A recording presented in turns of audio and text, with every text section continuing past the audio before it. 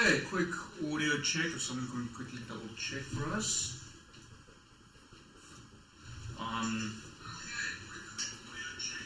Sounds good. So, one day. And there's a very South African thing to say.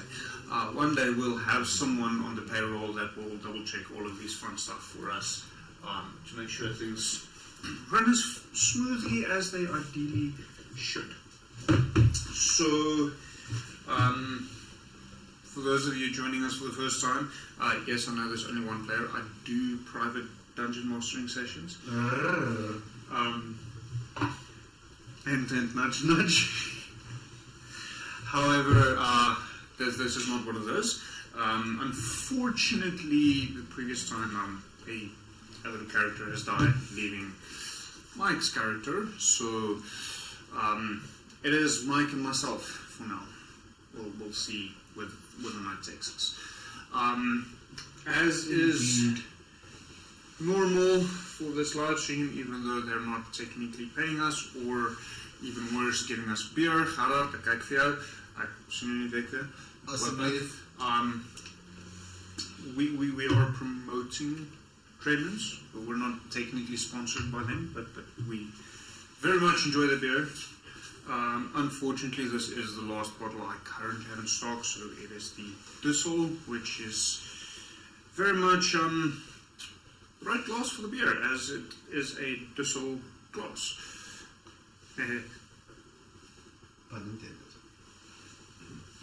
So, some absolutely fantastic beer. Will be, if you're on YouTube, the link to their website will be in the description. If you're on Twitch, I'll post the link momentarily in chat, and if you're watching this afterwards, then you'll find the link in the description here, regardless of where you're watching. So, to everyone joining us, Mike, you don't have beer, unfortunately, but skål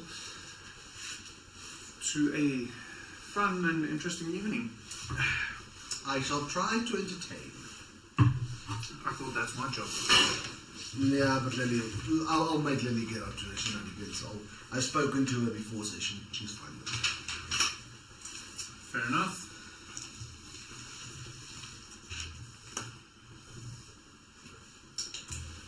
So,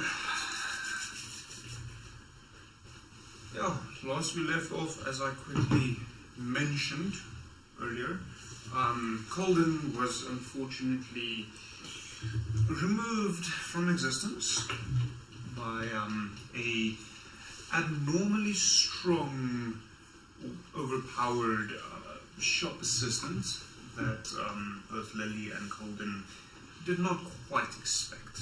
No. So yeah, should be fun. At this point, you are left on your own. The shop assistant laid down his arms, for lack of a better term, and then with that I mean his literal. He put his literal arms to his side and started being aggressive. The shopkeeper himself is dead, which means there's no shop currently in the village of Barovia. And Lilly had left, seeing for the first time ever the castle Ravenloft looming out of the distance in the fog. So, Lilly, what is it that you would like to do on this not so fine day? So, covered in blood, her hands bloody, she will make her way towards the tavern where she left the dragons. Okay. Upon entering, she'll walk up to the tavern keep and not wave or anything, just simply, "Sorry, darling, could I have a moment?" Of course. What can I get for you today? And she'll look down at her bloody hands. There seems to have been a small accident at the shop. Wait, the shop? Well, the general trader, I'm assuming. Unfortunately, it's not particularly uncommon for people to arrive here covered in blood, but coming back from the shop, that is a little bit unusual. Yes, it is. It is unfortunately a story for another day. I would like a hot bath, if it's possible. I'm sure we can organize or run you one. And before I go for a bath, the handsome young gentleman with a sword, what was his name? Oh, the one that left with you. Yes, That's right. yes. Ismark. Ismark the Lesser. Or, if you want to be a little more technical, Ismark Kulijanovich. Yes. So, Do you want spelling for that? no, but You sure?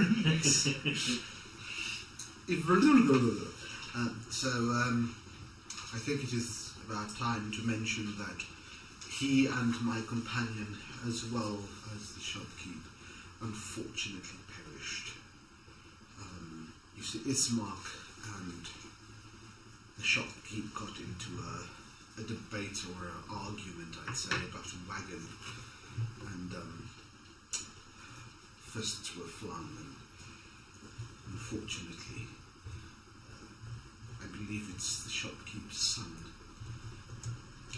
killed Ismark, but also in the scuffle accidentally killed my companion.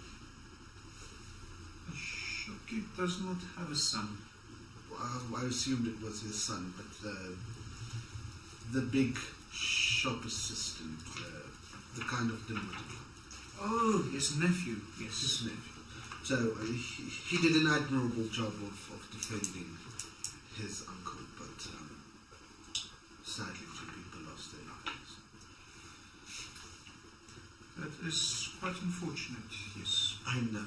Tell me, Ismark got really upset about what he mentioned, his sister. Do you perhaps know where she stays? I would like to, as being one of 2 people still alive that saw the incident, I'd like to give my condolences and break the news to her.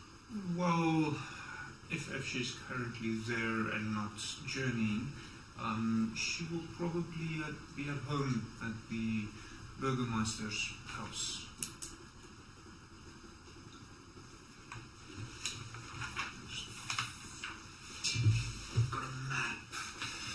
Got a map. Got a map? So, if you just follow, not the main road, the one crossing it, just down, right at the end is the Burgermeister's house. Very well. Although she might be travelling and be on her way to the village of Vistania. I heard her brother mention something like that. Vallaki, sorry. Vallaki. I heard her brother mention something like that. Vallaki.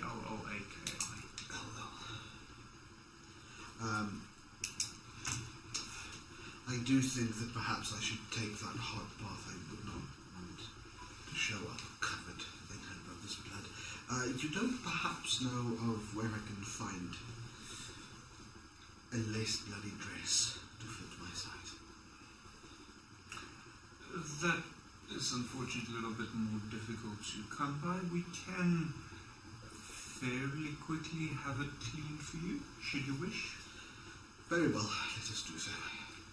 So, from there you are guided down to the back to where not really a bath as such, but a fairly large tub of water. Considering your size, you should be able to actually physically sit in it if you really wanted to. Cheese time, so. But it's more intended to use with washcloth and clean yourself off rather than actually physically getting to the tub and lying there soaking. So she will, as they lead on, she will take the two dragons with her, Okay. for them to play around in the water, around the water as they see fit, while she cleans herself off. And then she will simply entertain the dragons while waiting for her dress. It takes a couple of minutes, probably just over an hour, but after a while you're presented with your own dress, but somewhat cleaner than you remember it being in recent times. I do not. Is it a They did not use fabric softener, sorry. Hamlet, is it a servant girl that brings the dress? Darling, did you wash this dress? Yes. So Lily will take out 5 copper and give it to her. She's very surprised. You can see it in her eyes as her eyes open wide. Either she's not used to being tipped, or this is significantly more money than what she commonly gets for this kind of thing. So Lily will simply, with the back of her hand, stroke her cheek. Good work must be rewarded, and this is excellent. Thank you. Let's not go into the whole good girl thing. Good girl. Wrong dungeon master and said, Oh, damn it! It's not that type of solo session. No, I understand. So Lily will get dressed, take the dragons both, and kind of try to play them tired on her way, following the directions out towards the Burgermeister's home. Burgermeister's home or the Lucky? No, Burgermeister's home. She will first wants to see if the sister is there. Okay. So, it doesn't take you particularly long to reach the Burgermeister's home.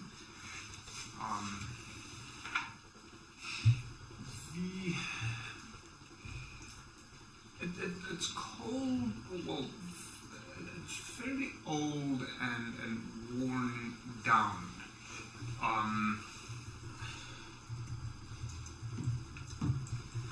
You notice the front gates. It's old cast iron gates, but they're fairly bent out of the way. Quickly roll me a perception check. Let's roll a virgin noise. That is going to be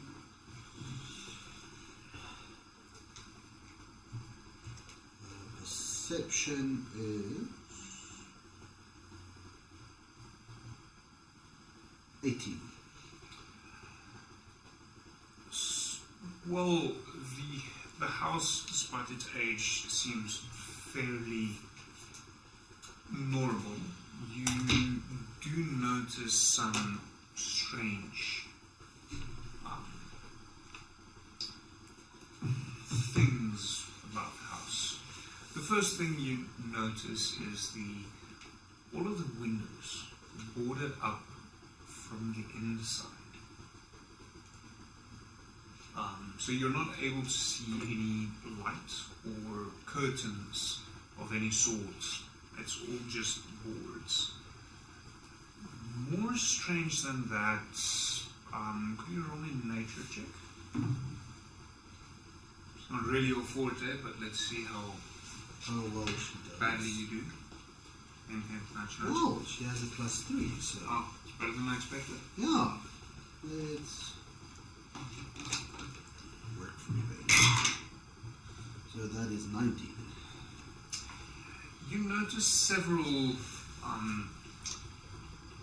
wolf tracks around the house, mainly stopping in front of the windows. But these aren't normal wolf tracks. They're quite a bit larger, and from what you gather, it appears that these wolves are walking on their hind legs, not on all fours. motherfucker. So, Lily will take in what she has observed and be like, nope, no, not doing this.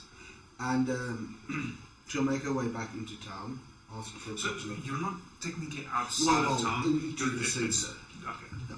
She'll go back to the centre of town, ask for a couple of directions, and see if she can't find a pony. Animals is, at least in this point of Barovia, fairly uncommon.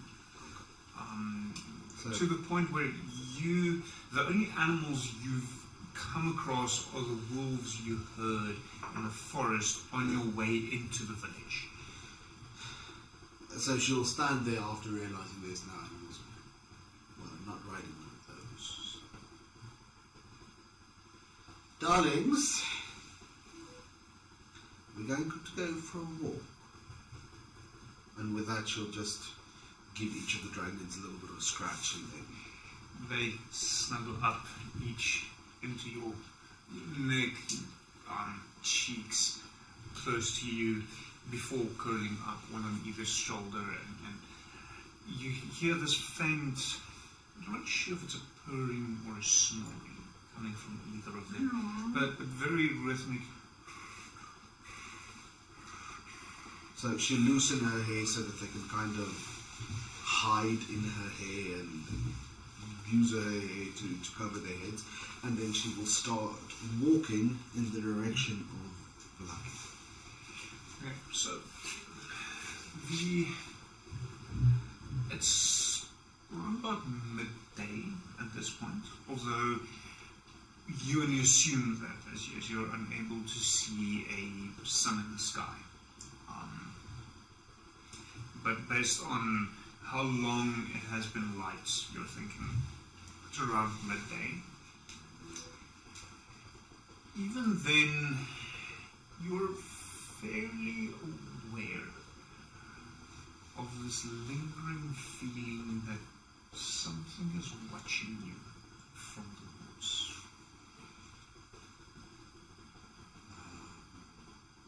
You're not sure if something's actually watching you, or if it's just... It just feels like a feeling of the dense darkness of this land closing in around you as you're wandering about alone. Are there any big trees about? Well, you're in a forest, so yes, several. Several hundred. So stepping out from the village of Barovia, you are almost immediately stepping into the surrounding forest area. So I'm quickly going to change views, and everyone else can also see. I'm nice, aren't I? Very.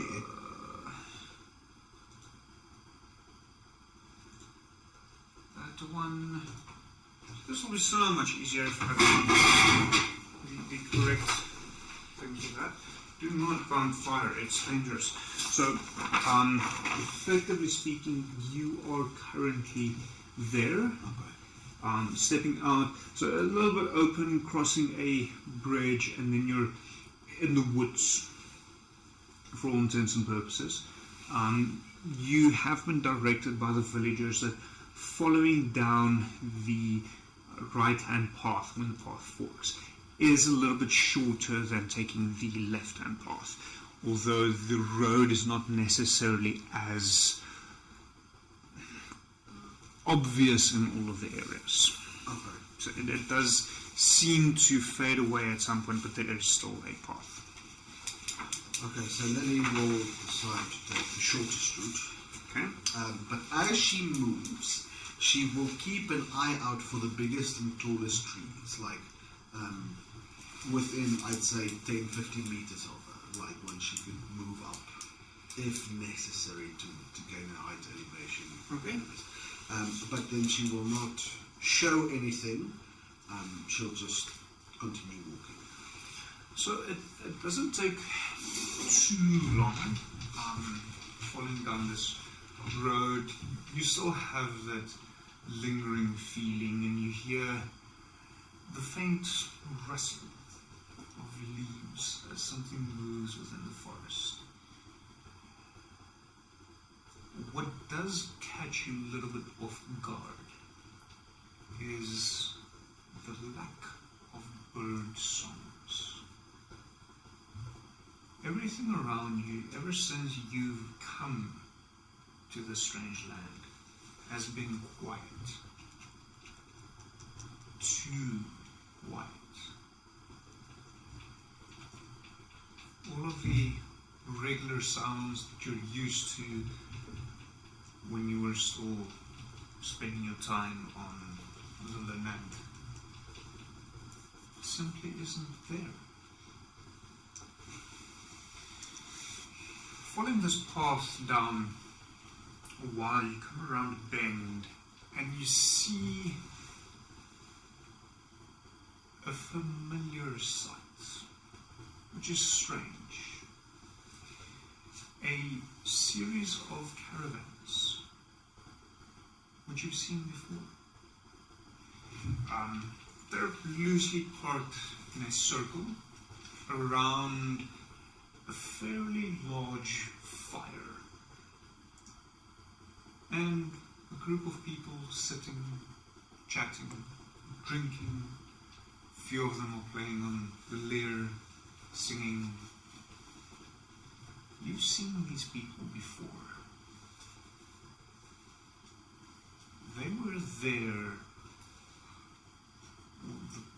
They look the same as the people you met with, that you were tasked to eradicate before finding yourself in this strange land. So she will walk up very confidently towards the group of revelers.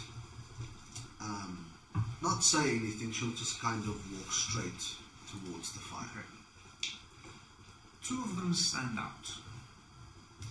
The majority of these people are exactly that. People.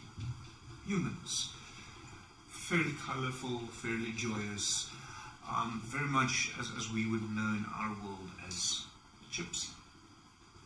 However, two of them stand out. One, also human, is not dressed like the rest. It looks a bit odd when compared to the rest. The other one has what one can only describe as orcish features. Greenish skin, the bulge of tusks in his mouth. Eben John, would you like to join us at the table?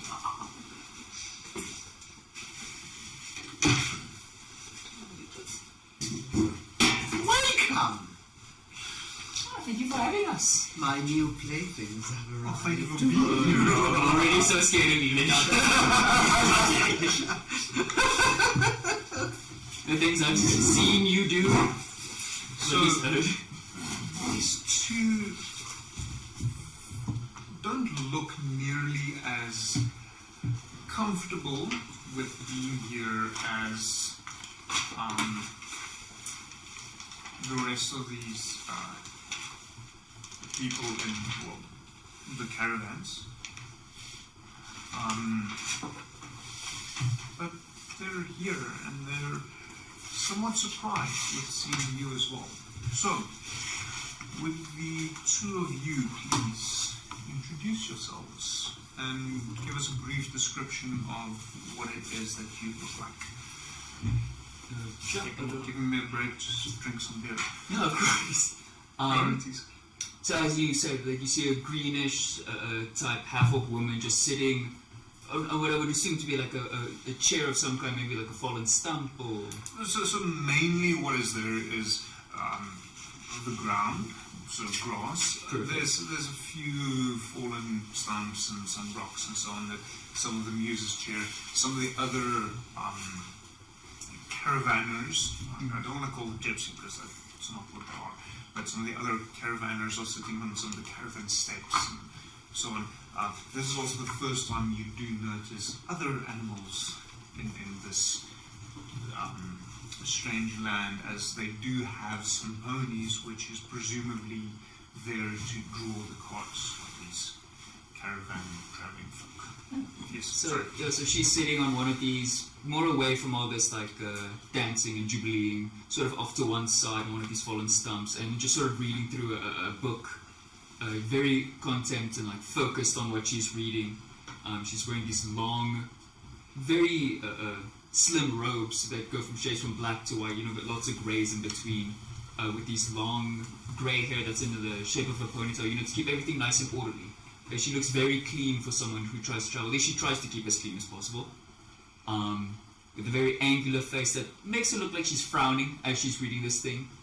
And she's just sort of like muttering to herself, like studying, finger trailing over the book. Yeah. Next to Cherry, you'll see a human.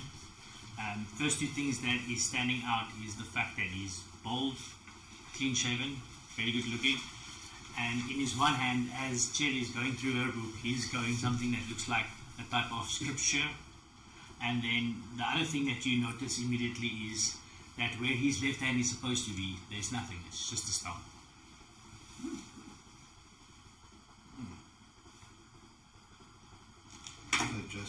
So Lilly can describe herself, seeing as no one here, obviously with the exception of myself, knows what she looks like. So there's a quick little photo. Nice. So you will see. Unfortunately, it's a little bit more difficult to show that. So on camera.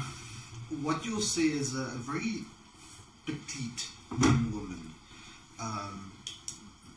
She's about 5'5", weighing only about 70 pounds max. She's very small, but very regal. She walks with power. On her shoulder, on her left shoulder, there is a green, did we say, dragon? Pseudo dragon. On the left, it's a blue. It should be on your character sheet. Yeah. Technically speaking. I just think it just says pseudos. Well, that does give you kind of the luxury to decide the colours. So she has two pseudo dragons, one on each shoulder. One is blue and the other one is red.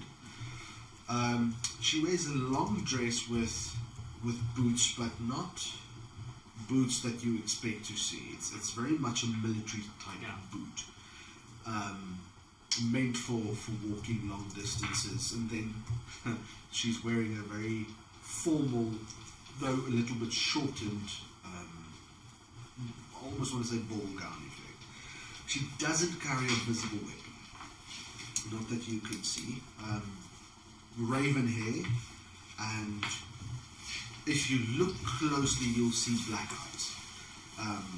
If you look quickly, you'll see black eyes. If you look a little bit more clearly, very, very dark amber colored eyes and red lips. None of them are makeup. So, and so we see your character approaching. yes. If it's fine, I would sort of like want to look up from my book. Oh, it's not? Yeah. Okay, well, there goes How dare you steal The end. the end. What is this nonsense? I would sort of want to look up from my book, and you're approaching the camp from. She'll, as she sees you, she will turn direction and approach you. So effectively, Lilly is approaching from the southeast, up to the camp, and you're heading. The road turns very much west, where it reaches the camp. The camp itself is next to a river of fairly constantly flowing water. So there's the water on the northern side, the road on the south side, and you're coming from the southeast to this camp. It's a small opening among the rest of the trees and the forest. So I would like to, as I see the approach, be like, greetings over there. Do you need some water, perhaps? So, Lily will give a faint little grin. I think you're the ones in need of something a little stronger than water, darling. Oh, I don't drink, but that's just a personal choice. I don't know. John, would you like something stronger? Neither do I. What's your character's name, sorry? John. Simple, straightforward, easy to Yeah. remember. Yep. So, may I make an observation? Of course. Last night, did you perhaps fell asleep close to these people? I do try to keep my distance from them. I would say, probably, what's your definition of close? I wouldn't say sat next to them. Did you fall asleep in their camp? Yes, most likely. Definitely. Not most likely, we know. Yes, we did. I mean, So, sometimes the water gets a bit strong around here. So here's what's going to happen. They're going to vanish shortly and leave you behind. Oh, what exactly is that you're talking about? Hello, Dolly, where's your chieftain? I'm not sure. We're all fairly equal. Where's our your current leader is not around. Do you know perhaps when he'll be back? Well, presumably later tonight. Would you like to join us for some storytelling? No. Tell your leader he stills only that evening. But we'll be on our way. We have urgent business. Oh, please join us. That's a no, I would It's, suggest. we have some interesting tales. And while you wait, you are more than welcome to visit Madame Eva for a card reading. First one's on the house. That sounds perfect.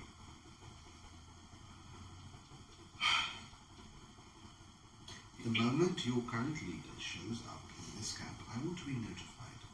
Do we understand each other? Oh, of course. Very well. But enjoy yourselves. Is the card reading open for anybody? Well, it seems like the three of you are acquainted in some way. Yes, so, we are old friends. Excuse me. Why don't the three of you... What's your name? Don't worry, he forgets sometimes. Also, why don't the three of you go together? Great idea. Can you point us in the right direction? She's right there in her tent. Thanks, And darling. for the first time you notice, one of the locations is a tent, not a caravan. It's a little bit odd. Little bit odd. Thanks, darling. We'll make our way over. And Lily will kind of hook in. I suggest we go now. To the read. Yes, of course, as old friends, I will follow you. Yes, let's just go. And then she'll whisper underneath her breath, "You are not on Adamor anymore." Hearing this, my character would start to have a confused look as she's just walking with Lily, trying to process what she said. So John is a little bit naive. Yeah, it's like I don't recognize the place. I'll give you that. So But I haven't travelled the whole world, have I? I don't know exactly how this works, but and she'll her face will go blank for a moment, and she says we, and then fell asleep in one of these travelers' camps.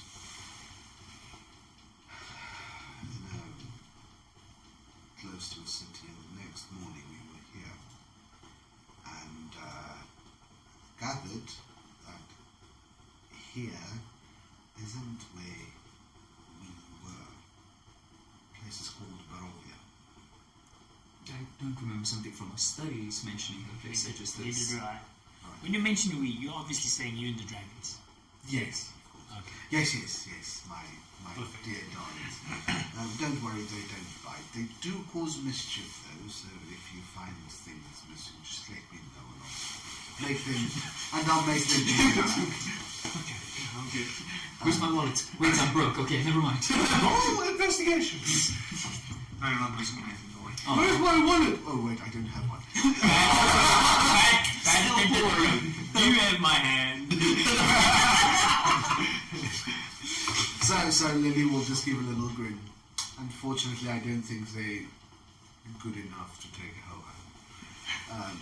And she'll just kind of guide them towards the gate. I would like to also just ask as we're walking, also like in a hushed voice, so that people know. But is the tarot card at least like safe to do? I have no idea. Fun. Smile. John is happy. Not really smiling. So, upon entering the tent, you are greeted with a warm musk. It's quite warm inside the tent.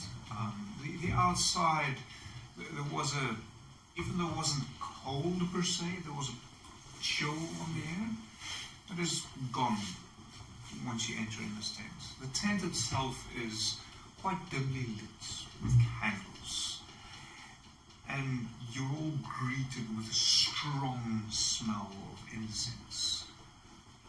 Sitting on the opposite side from where you entered is an older woman with long black curls falling down beside her face, dressed in a very colourful dress. If this was 50 years ago, we would have said a gay dress, but it is not. Terminology, my dear. She's sitting in front of a very low table, almost more just a wooden platform on the ground. Sitting there, carefully shuffling at some cards. Greetings. Have you come for a card reading? Lily, taker of life. Cherry, infatuated with death. And John, your story's no longer. Almost died, losing a hand, serving the god of death. You've all come to the right place. So, I would like to raise a concern when she said, "I'm sorry, Lily. What was that taker of life part?" we have indeed come for a card reading, madame. And I'm whispering in the same hushed tone, like, if these people know us, how can this not be the home where we come from? Well, they know me. Magic. They know Jerry. Magic, my dear. Magic. I think we should get her on tarot to read. I mean, clearly she knows something. Yeah, I'm in. I'd be curious to know how the tarot cards work afterwards as well. So do you wish to know what the tarot cards have to tell you? I'd like to go first, please. It's a reading for everyone. Together. Oh. Very well. Starts putting cards down. And I know this is not at all It's very thematic. the correct cards, but it's the ones I had. I've And been reading that's Asterix and Obelisk. How could you tell? she lays out cards, 3, in a distinct pattern before putting down the deck and shuffling a smaller handful of cards. Before placing another 2. Now I need to actually get to what the cards mean. Because obviously this is not the official D&D Tarot deck, which is apparently not available in South Africa. Oh, interesting. At least according to what I can find. And it's really not for a lack of trying. Okay.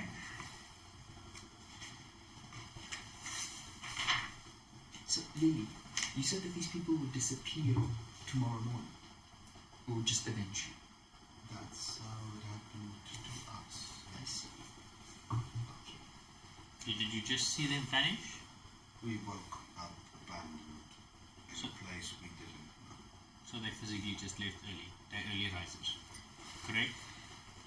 Yes. You're a late sleeper. I wonder why they didn't leave us. Yeah, it's our second night already. Third night, nah? Yeah, it's somewhere around there. Favorites. So you met these travelers the previous day and had spent when you were still on Eraba on the atmosphere. And then when you woke up early this morning, you found yourselves in this strange mist-covered lands. And up until now you've been spending the day with them, unsure as to where you should go or what is occurring around you.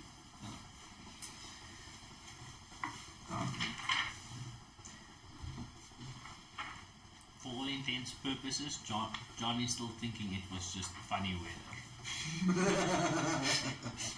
Mist came out of nowhere. It happens. It happens. The first card tells of history. Yours, someone else's. Not necessarily always applicable, but usually. Knowledge of this ancient will help you understand your enemies. And she flips over the card. I know it's the Ten of Hearts, but I'll just find myself here.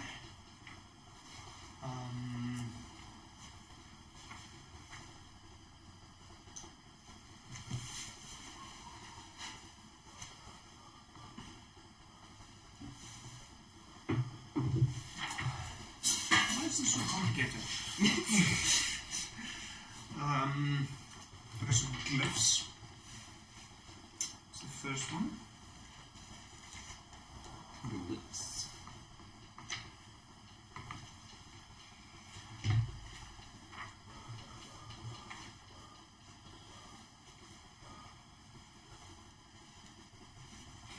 You see on the card a priest.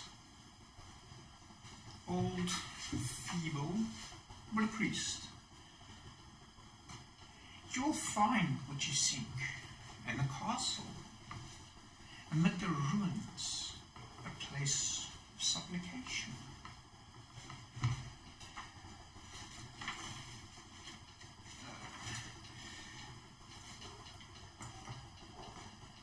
The second is a powerful force for good. And as she says that, she turns to look at John. A holy symbol of great hope.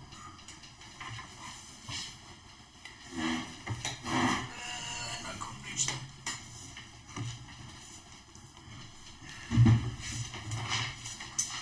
You see on the card swords crossed. Let's find that particular one. Oh. 3 or 5? 5. 3 of clubs. With the light, it's a little bit reflecting. Yeah, it is a 5. Yeah, Okay.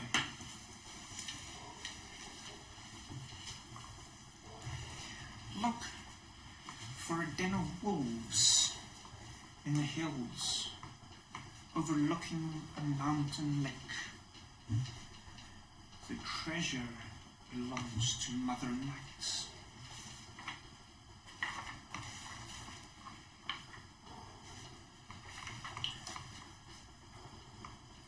Unfortunately, preparation goes this far. You cannot memorize every single thing. The third, a card of great power and strength. Ooh. A weapon of vengeance. A sword of sunlight. flips over the third card. Oh, sorry, I just want to get it such that it doesn't reflect in my eyes. It's 6 of hearts. 6 of hearts. So gloves again.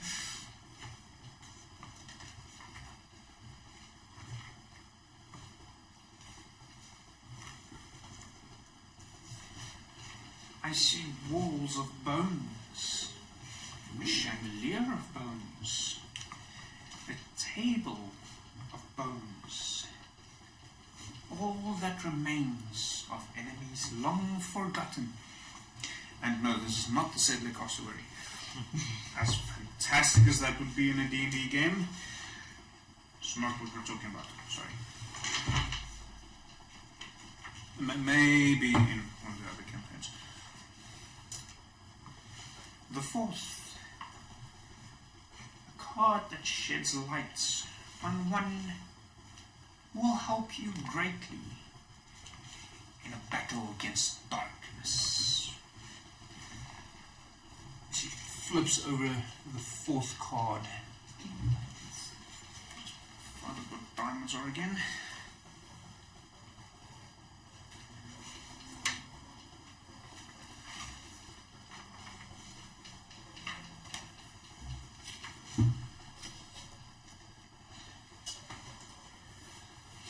I see a man whose sanity hangs by a thread.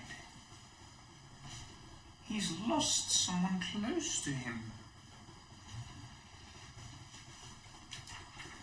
The fifth, your enemy is a creature of darkness whose powers are beyond you mere mortals.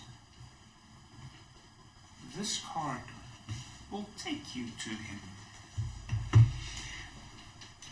Frenchie.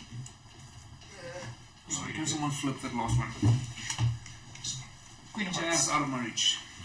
She flips the last card around. There's no hearts in this game.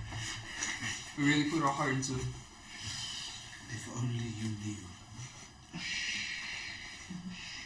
Right, Kinslayer, calm down. He dwells with the one whose blood sealed his doom. A brother of light snuffed out too soon. He dwells? He dwells with the one whose blood sealed his doom. A brother of light snuffed out too soon. Evil.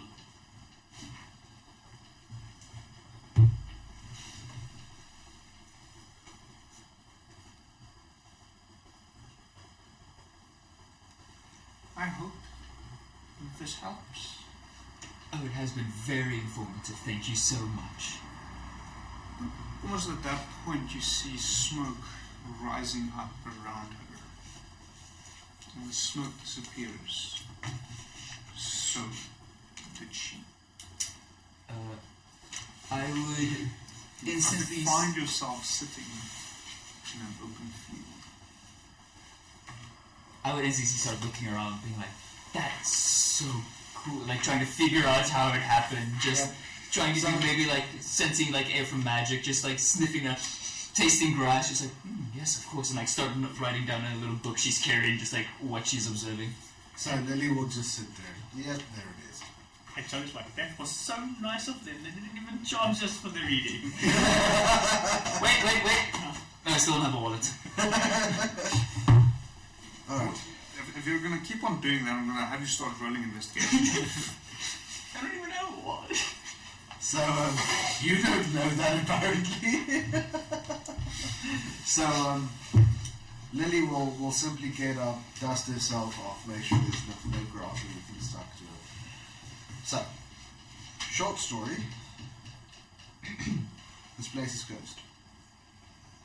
This place is cursed and ruled by what we suspect to be a vampire. At this you can see like my face like physically picks up. So, the long story is I don't know yet. Oh, damn it. Well, I'm going to be able to sit back for once. So, however, I am working on a lead and I need your help. Since there's not much else for anyone to do here.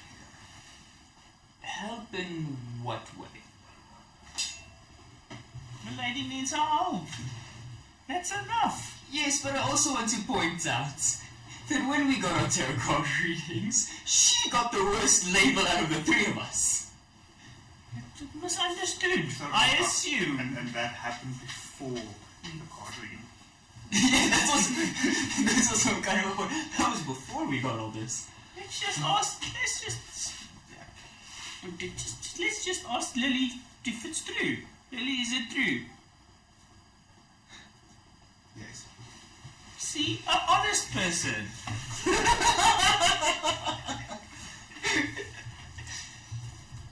You can see my character just visibly sighs and says, John, I've known you for a while now. Jerry, it's an honest person who needs our help. Surely we can't just deny it. So I need help protecting someone, possibly depending on the person. Do people need our help? Alright. If it's only for the other person, I'll join. You've already solved John. So, now that we know Into what slavery. Hey, I mean, that's the next couple of steps.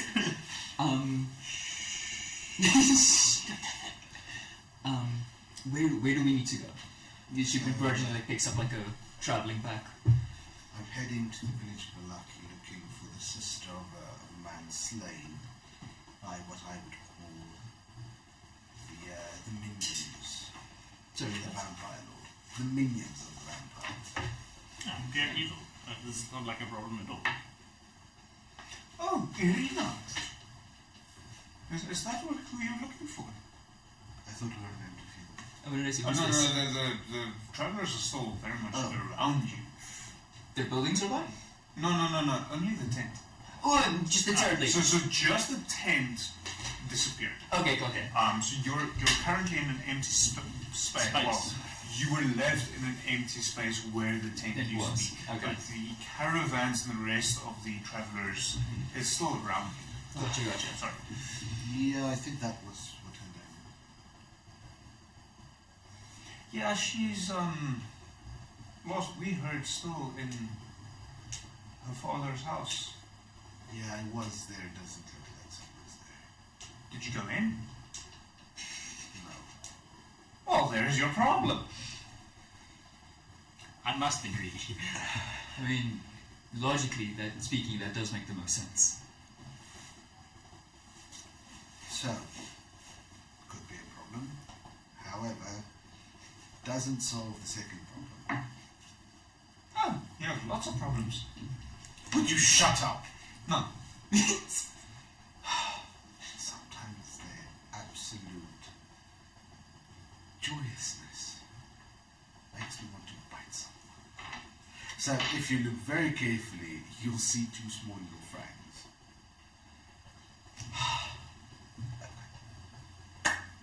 Doesn't solve the second problem, which means the vampire lord kind of wants her.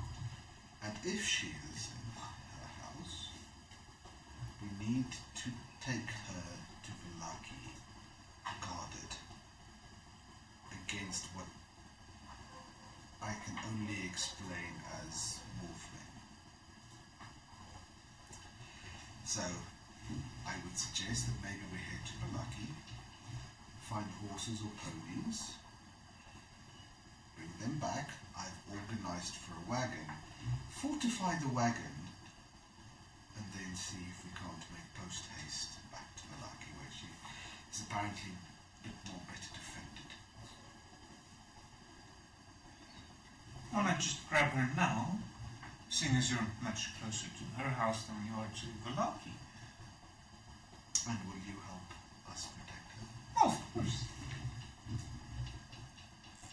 Yeah, let them get even. She'll say that very softly under her breath. Very well. I'm just like an extra person. Yeah, so this is just a random one of the travelers communing with you. Well, just a suggestion. from a good side, there's animals around us now. Some of them might Are be you evil. calling us animals? No, I'm referring to the actual animals around us. Cherry would never. I mean, technically they are animals. They've been kind to us. Yeah, but we're all animals. It's like, we're not plants. It's the circle. We're going through Roll this persuasion circle check. again. Can I get on There. It's the circle. Oh god, sorry. perception, eh? Persuasion. Persuasion. That is a 14. I shall find out shortly if you manage to convince him that your intentions are bad. Oh, yeah, my own. Yeah, I kind of counted on the fact that he was ringing his own dice down. Yeah, he's convinced. Yes! So Lily will just calm down, darling.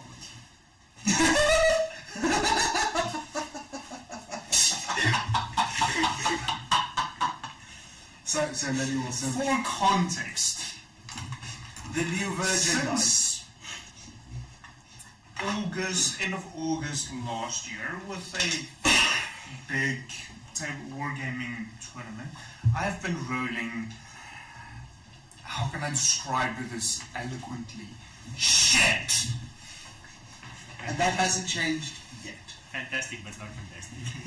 And Mike thought that New dice. new, unused, untouched dice would help. Apparently it does not. We'll see with the second round. I don't think my curse is as bad as Will Wheaton's, but I'm pushing it. So, Lily, calm down, darling. Can we use some of your ponies? And how are we expected to draw our cards? Well, you promised to Arbiter Protect, and we'll simply go fetch her quickly. And then we'll come back and you can rehitch them to your cards. Great plan. Roll persuasion. We are by a flowing river. We have food. No, I should. And as you, before you want to do something, I want to. Let's see what movie it's Let's see Okay. Can I put my hand on? I'll put my hand on your shoulder, and you'll hear me whisper. You won't hear me what I whisper, but you'll hear me whisper. So I'm giving you guidance, so you can add a +1 d4 to your roll. Lily, a strange man is touching you. The dragons will grow. The dragon, the Yeah. red one, will growl very, very, very angry. It's pretty. And you'll see like little smoke plumes coming from its nostrils. So it's pretty. It's like. And I'll go ahead and like, or not. So that is going to be 18, 20, 25. Just double check in terms of their. I should have a stat block for these peoples. These Theoretically. creatures. Animals being established. You're pushing it, you know that, right? Do not piss off the animals, they bite. Tell him we like him. We want him to stay. Yeah. I don't like the way you said yeah. What? Yeah. No, I don't agree with that statement. We'll see if you survive, Lily. Oh, sweet, I made it a day. So,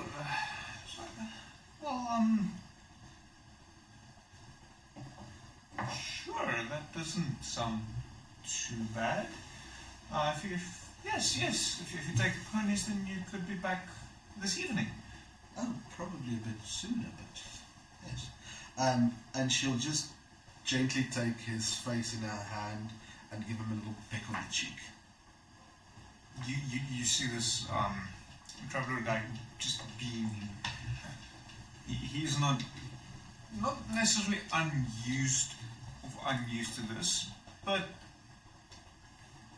getting this from a stranger is Isn't he? new to him. So, she'll simply give him a peck and then ask, could you help us unhitch 4 ponies, please, madam? So 4 ponies is all they have. Oh, 4 wagons. 4 wagons, 4 ponies. There we go. Could you perhaps help us unhitch the ponies? It takes a few minutes, and all 4 of the ponies are saddled, and the reins handed off to the 3 of you. We'll see you later this evening. I'll be right back. And with that, Lily will mount her pony. So don't say it like that. I was wondering. Lily will mount her pony and lead the way back to fetch the girl. So we're going to the house that the girl's potentially, and now we're going to the town. We're going, well, we have to pass through the town to get to the house. Okay. Yes. Kind of both. Sort of. The gist of it, okay. Yeah. I would also then, because it's 4 ponies now, I'll also climb on one and then just follow suit. John was the same. You see him grab a backpack, put it on his back, and And Lily will also remember to grab the reins of her 4th pony to lead it with. Yeah, you would be able to tie down the 4th to one of the ones you are riding. So, just to give you all an idea, so I'm quickly also going to change camera views. Running a stream and a D&D game all in one is not an easy task. I would not recommend it. On the contrary, don't do it. Just not. Get someone else. Pay someone else. Be smart. Okay, so currently you're there. Mm-hmm. So heading the way back, you would enter from this angle. So it's a very small part of the village that you pass through before turning right to go to the Burgomaster's house. Unless you want to try and shortcut through the field. Skipping the village, essentially. No, follow the road. Yeah, road well, I don't know. I'm just following you. I wouldn't know Lily later. will stick to the road, We'll just knowing follow. that there is werewolves about. And lead the way back to the house. Okay. Do you say that aloud? No. Okay. Just making sure. So Lily will know what a werewolf is, considering her background. Yes. Roll Arcana. What? Sorry. Roll Nature. I'll give you advantage based on what you are, who you are. Fuck. That is a total of 13. You're not all that aware. Maybe you've heard of these creatures before, but not necessarily all too familiar. But they're not strange, but they're also not an everyday occurrence. Right, so Lily will lead the way back to the house, and as they enter Barovia, she will welcome. So it's the village of Barovia. Yeah. Barovia. She'll enter, as they enter the village of Barovia, she'll simply state, "Welcome to Doom and Gloom." Oh, it's a very nice atmosphere. Just for reference, what's the time now? Going through It's quite late in the afternoon. afternoon, but it still looks dark and the mist is still. Overall, it never becomes, well, at least what Lily especially has seen, but even from what you've seen, it never really got light. There's always been clouds covering the sun. Early morning until about 10-ish, there was a thick mist covering the lowlands. Specifically, not as much where the two of you were with the travelers, but very much in the village of Barovia. where Lilly was. That also obscured the vision of the castle atop the mountain, which the two of you did see. The village of Barovia, even though the mist has seemed to have cleared, is still a vision of doom and despair. The houses are old, dark, worn down. Many of the windows have been boarded up, and the ones that hasn't been boarded up are dark on the inside. Strangely dark. There's also not a lot of space between buildings for plant growth. Buildings are almost built on top of one another, leaving very little to no gaps between them. And you don't really hear much noises coming from these buildings. There's also there's no sounds, there's no crickets creaking, there's no birds singing. It's very, very quiet. The few sounds that you do hear, you're not quite sure you've heard them. It's the skittering of tiny oars on wooden rafters. Or was it? You hear the faint whisper of someone saying something to something else. Or did you? No one is in the streets. The streets are empty. Would you say that the streets are wide enough that we could ride to alongside each other, or no? So you'll be able to ride theoretically all four ponies next to one another, but considering one is tied to another one, he will follow. So you'll be all three next to one another. So then, like, to as we're approaching, well, in the city now, or village, sorry. I would like to drive right up to Lily's side. But like, okay, so Lily, you said that this girl is important to your suspected vampire master, you called it. Yes. What makes her so special? That is what we are here to find out. According to what I understand from her recently deceased brother, is that he would like to court her. What a strange thing for a vampire hunting to do. I would personally assume that, you know, they would already have someone courted by their age. And if you are immortal, you get bored of your partner. Perhaps he's looking for a new harem, addition to his harem. I see, but that's why I do not like immortality. I much prefer the death. Can't wait for that part, to be honest. So Lily will just simply, she won't look at you, but she'll just get the small little grin. Just at the twitch of her, the corner of her mouth. But remain silent and then kind of ride in the middle, leading the way down to the house. So, Master's house. just before you reach the point where you would turn right to go to the Burgomaster's house, you notice what you've seen thus far, the largest building in this village does have a faint trickle of smoke leaving the chimney. You also hear the faint wailing of a woman, but you're all incapable of deciphering what it says, what she says. The wailing, as you turn right, heading down to the Burgomaster's house, the wailing does become louder until you pass a house, and then it becomes softer, indicating the wailing comes from this house. From what you gather, it is a mother mourning the loss of her daughter.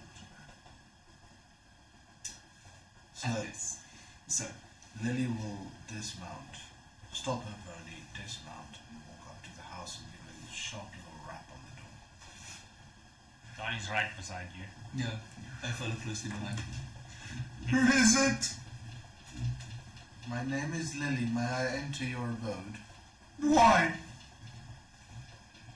I'm simply a traveller, wondering why you are so distraught. What happened? There's no travellers in Barovia, And yet except Vistani. They're not welcome. And yet I am here.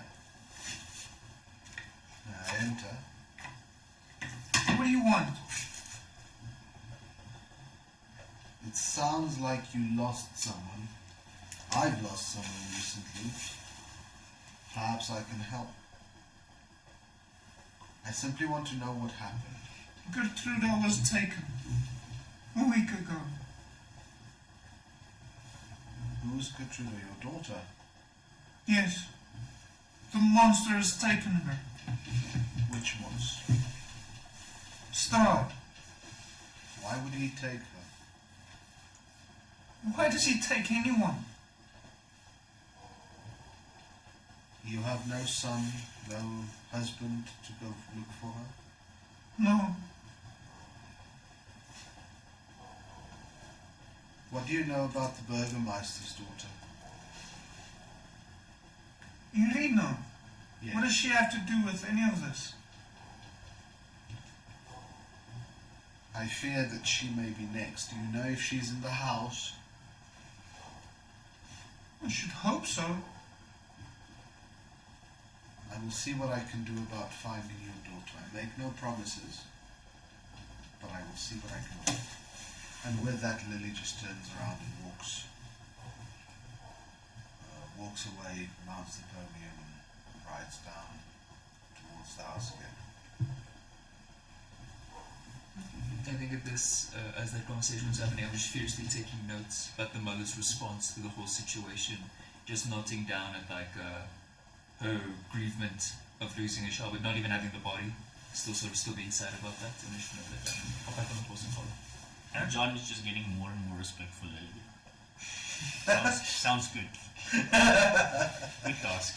You have me convinced. Yeah. But you know, she's like, oh yeah, of course. Sweet person this. Based person. Yeah. Based person since sliced bulldog. So Lily will... Some interesting connection to make. It's actually a fitting one considering Lily. So she'll ride down towards the Burgermeister's house and very carefully hitch the ponies, making sure that they cannot get away unless the whole damn tree is uprooted. Okay. And even then they're still stuck. Can I just make one suggestion? You mentioned wolves earlier, and I know we can't just hide the ponies, but yeah, you see my dilemma. I see your dilemma, but I also see the dilemma that if we do not return these ponies, or at least the harnesses and corpses of these ponies, we're in trouble. Exactly. So we'll have to take this as it comes. A risk. A risk. I mean, I feel, looking at the map, there's a house that we could just, this corner house right here, just tied up over that side of the street, a bit further away from the forest. I mean, it's not completely out of our way. Maybe there's something we can tie them to there. It's a bit further away from the forest, a little bit of peace of mind. Very well. Let's do it. Cool. So, Lily will untie them, help them move the ponies a little bit upwards, and then she'll take the two dragons, each in one hand, and tell them, go play on the roofs, and then kind of just have them fly away towards the roofs. You notice two of them flutter away, and as they're fluttering away, they disappear. Not as in far away, but just disappear. Yeah, so pretty much they leave her hand, flap their wings twice, and then they're gone. Yeah. Has he turned invisible gone? Okay. Maybe. Perhaps. I would just like to note that the That's horse that I meta. get off of, that her mane has a little braid in it, just so that I know which horse is mine. Okay. I'm assuming you did that while riding. Yeah. Okay. So, Lily will, after she's gotten everything in order, she'll walk towards the Burgermeister's house and give a sharp rap on the door. Who is it? My name's Lilly. What do you want?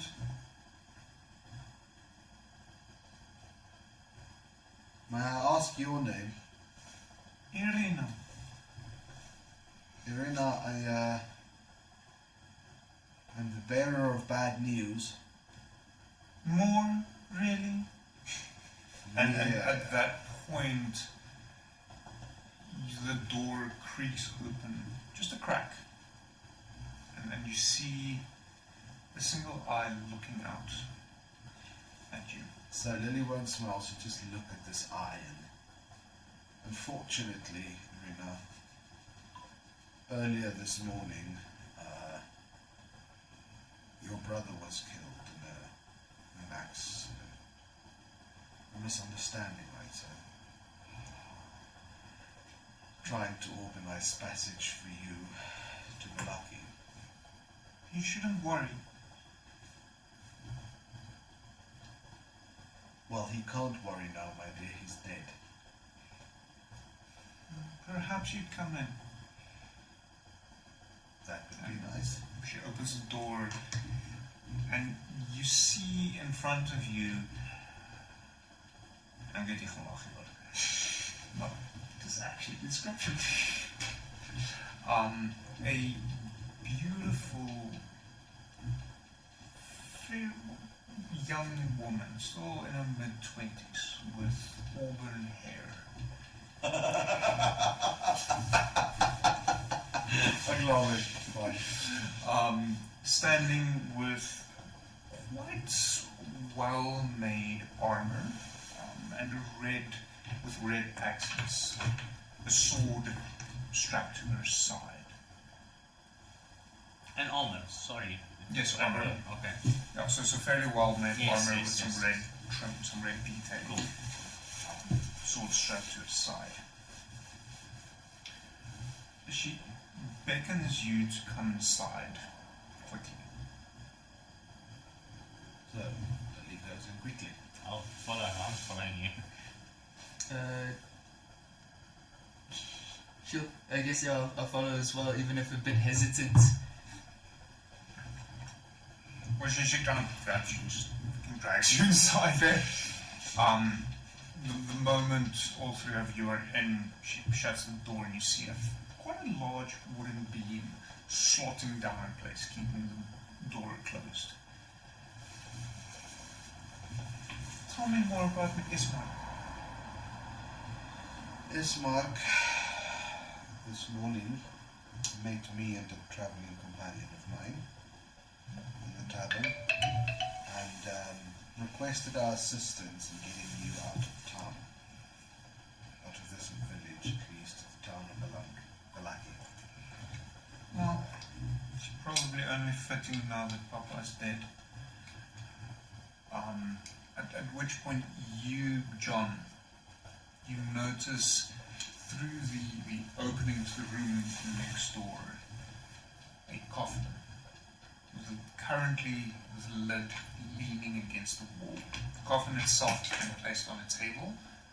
From your viewing angle, you cannot see if someone's inside it or not. I immediately tap Cherry and just point to the. Say nothing, just point. So Lily will simply continue. Yes, and unfortunately in trying to make arrangements for a fortified wagon to be able to take you to Lilly with more safety, your brother was killed in misunderstanding. Well, makes life more difficult. But he did ask us to help, and I intend to see it through. We've got ponies, and we are ready to leave as soon as you are. The quicker we leave, the better. As soon as father is buried. Papa, Daphne's. That's what she said earlier. Can I, while they're talking, try to sneak off towards the coffin? Or roll stealth if you want to sneak. I do want to sneak. That is a 22. Fuck off. You managed to slip away as far as you can tell with no one noticing your disappearance. I would just like to inspect it, you know. The coffin? Yeah. Well, there's not really much to it. It's a fairly crudely made coffin. You get the impression that it was not done by a professional carpenter, but rather by an amateur. The person inside it is dressed, well, it's a little bit more chubby, almost like the travelers. Quickly roll me an insight check. What's that?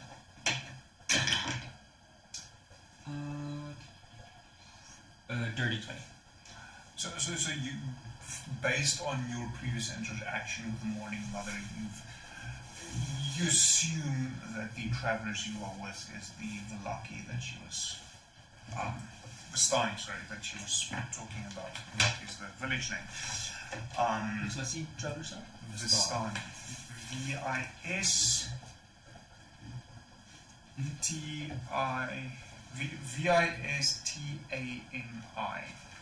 Super sorry, spot it. Just so I get to spell it.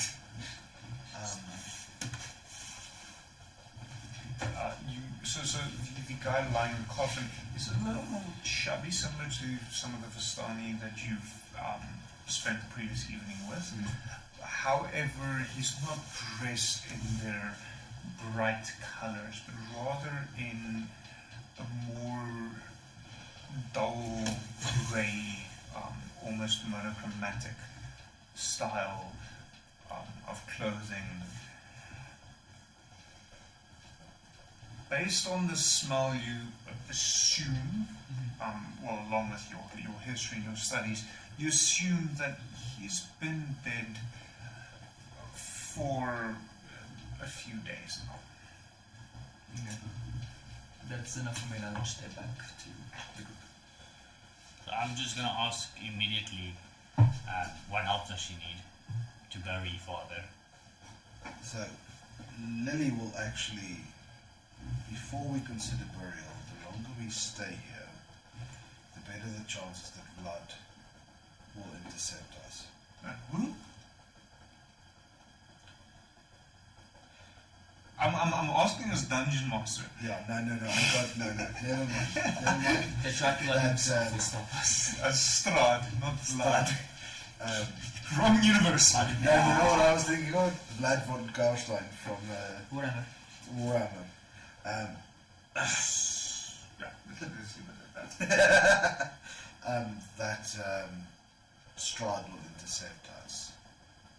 I understand your need for burial. Burial is for you, not for your father. I'm not going anywhere until it's done. Cremation, perhaps? Can I add that also add, I am a priest, follower of the Death God himself. I could give him a set of vows that would allow him a safe passage into the afterlife if we cremate him. There is a grave dug in the church's cemetery. We just need to get the coffin there. Well then, why don't one of us take the coffin and the other takes the goat? John, you're about helping people. You do. Are you taking the coffin or the gold? Coffin. Which one are you taking? Seeing as you're the only guy, are you taking the coffin or the I'll gold? take the coffin. Well, that seems settled to me. Oh, wait, but someone would just need to explain to John how to get to the church at least. I'm sure we can settle that. I mean, this... It's pretty much down the road from him. Yeah, it's down the road. Yeah, see, it's not that odd. It's literally just follow the road. So as we go back, we're going to pass it. We might as well stop. Not quite. So where you turned right to go down to the Burgomaster's house, you would have to turn left to get to the church. Well, so there's no... Dis hierdie sit wel links is ons terugkom as hiernatoe. Yeah. Oops. Ja. Obviously jou kant is nog steeds. Yeah. Okay, so it's a bit it's down the road but a bit further off the outer. Fine, let's get it done. Oh, but As soon as we're done, we leave it. Grab your stuff. And what of the wolves? We'll deal with them as it comes. Do you have weapons? She gives you this kind of really look and looks down to her side. I don't care about your sword. That helps us zero. Do you have ranged weapons? Do you have crossbows? Do you have bolts? And preferably, do you have silver?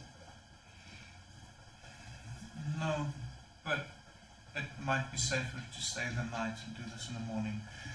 The wolves only attack at night. Do you have a safe place where we can put the ponies? You can probably bring them inside. It's not as if anyone else would be here. Let's go fetch the ponies and stay the night. Cool. So as you No, that's fine. I offer to go out and fetch the pony. So Lily will join, and as she gets where the ponies are, she'll just give a short whistle. And that's for the dragons. And, as you approach the area where you locked or tied up the ponies, they're gone. oh, for fuck's sakes. It's the two of you that's Yeah, I'm with the lady inside. Irina. Irina Okay. inside, yes. I'm gonna say roll a perception check for me. You can either both roll or one can assist the other. What's your pursuit? Yeah. How good are you are seeing shit?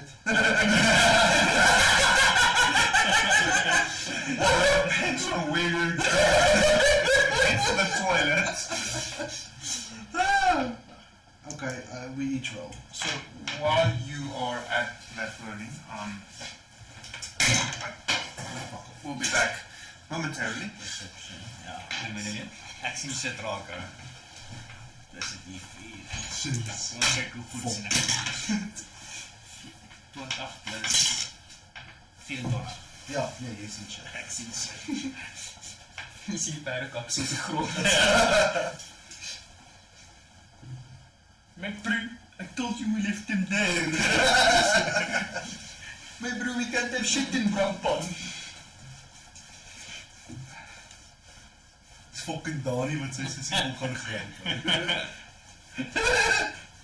Dani, jy gaan nie jou suster omkoop met 'n perd nie, chom. Sy is jou suster. Jy moet jou maar net 4 perde nie gee. Dis nie 'n groep in die uitstel. Sy sal vrek hou. Het my jou paai beloof.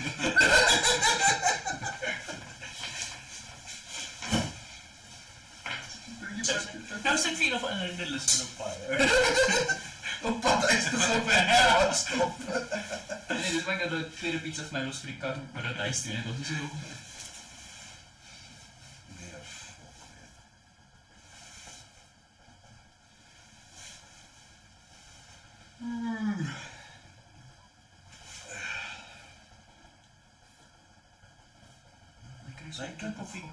Drink of ek het al alles. Ja, Ou die hele tyd dan hoor ek dit en sê ek so. koffie. En dit sê is nog nie tyd vir 'n chocolate nie. Ja, seker is. Hoe ver het jy gekyk in die vorige 2 episode? Ek het gedink Ek het glad gekyk, ek wil nie kyk. Ek wou nie kyk nie. Ja. dis ek maar dit sien julle soek vir mense. You are aware that Mark alive, right? Ja.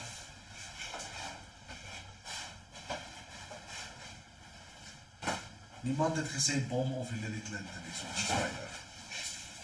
I don't know. Celebrations with that woman.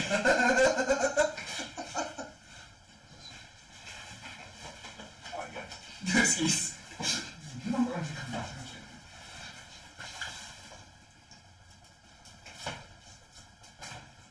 Pizza.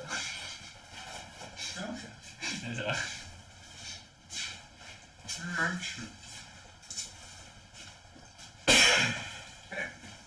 So, Jean. Ja, 24.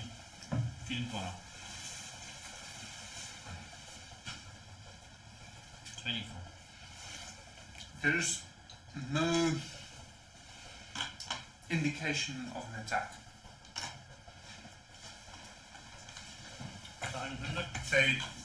There's also no indication of them, of the ponies having run off. You see the hoof prints leading them up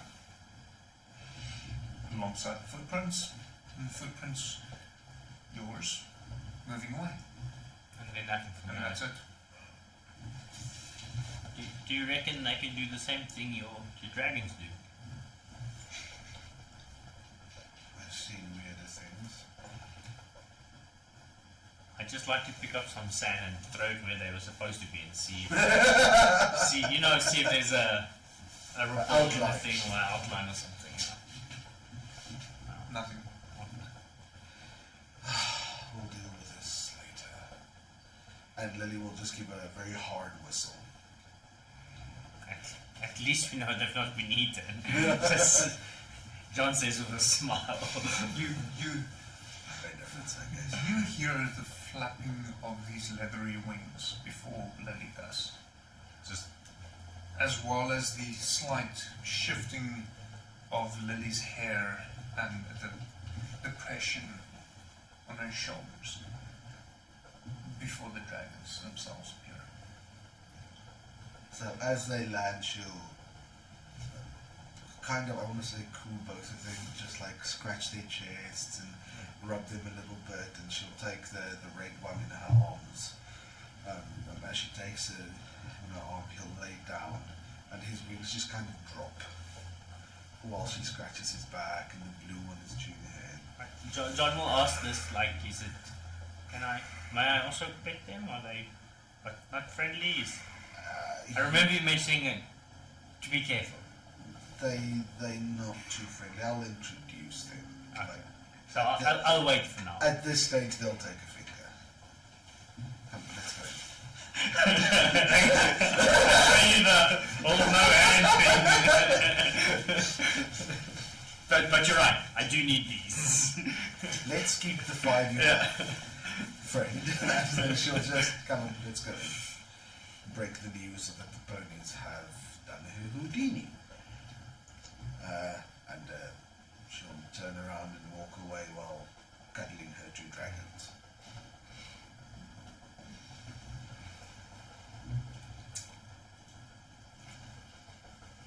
Jerry, Lippman, I assume we went into the house already. Yeah, Jerry, you won't believe they're gone. Like magic. what do you mean they're gone? Like you know that tent we saw? Yeah? The same thing. Just poof. It's probably something to do with those people, if I have to make an educated guess. And Jerry just looks over at the coffin and just sort of goes, "Oh man, that means we have to carry that thing now," and just sort of like gets into like a little slump in the corner, like. But actually, she's actually very excited to be the one carrying it. So Lily will just... That is her father, not them. Jerry would look over to see if Irina heard what she said, and he goes, "Okay, but like thing if we're getting down to the bottom of the definition of the word." Father, not them. Fish, not food. Alright, father. There we go. Well done. But for my crime of calling it a thing, I will carry her father to the gravesite to atone for it. Fine, sounds fair. Do I sense a little bit of necrophilia here? It's more the coffin that's interesting than the person. How the fuck have I let myself into here? And you thought I was weird. No, I know you're weird. That thought I that thought they were this weird. Yeah, well, Call it what it is. so Lily will look around. Do you have any crossbows? No, Do you have any silver? no, No. sorry. No spoons, no forks, no plates, nothing. Might be the burgomaster's house that doesn't make him rich. So, Lily, I'm assuming in her purse she will have a couple of silver coins. So, get a fire going, and let's let's see what we can do about this. And Lily will spend some time just lighting a fire, and then in a little pot that she scrounges up somewhere, I'm assuming, and feel their spots. Melt some of the silver coins and just dip her crossbow bolts in the silver. Okay. It doesn't take too long. However, you do find that it's starting to get a little bit dark. So Lily will dip as much of her crossbows. She has 20 bolts, so she'll try to dip all 20 bolts. Get just the heads.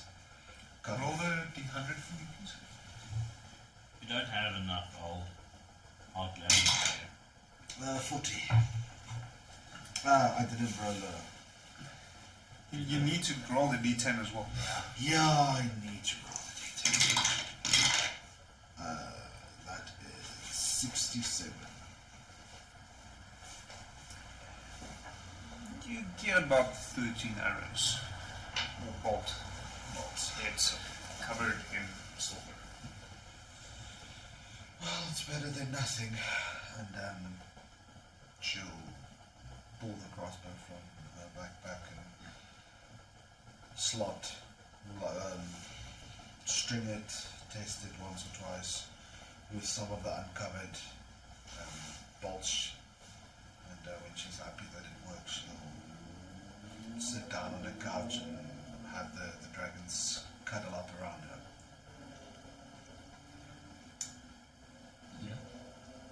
I would like to ask Irina if, respecting her father, their methods of burial, if she would allow me to just draw a couple of religious symbols and runes around the coffin, if possible. Why? It's simply just a ritual that I've performed back in my homeland that allows the spirits of the dead to be content where they are now. It's purely just for his comfort. How sure are you he has a spirit? Well, in my belief system, that's what I think will happen, is not until the funeral rite has been performed, his spirit is trapped in his body. Not feeling pain, mind you, just trapped. Could you roll me I'm going to say religion check? I do be religious.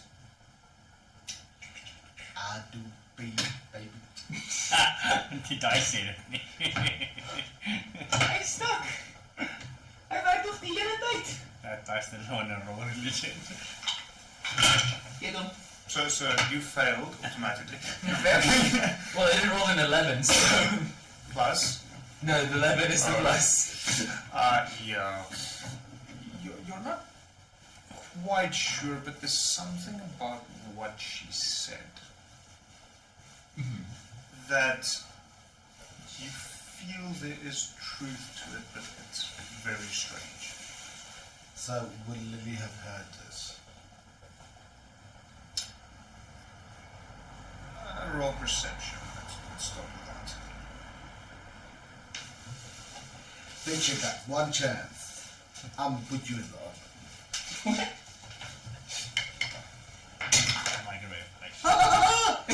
It works!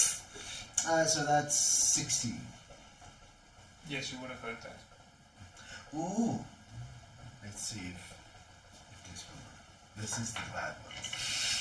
This is the bad one. So that's 16. Yeah, you would have heard. So Lily will kind of actually sits with both eyes closed, just mindlessly stroking the dragon.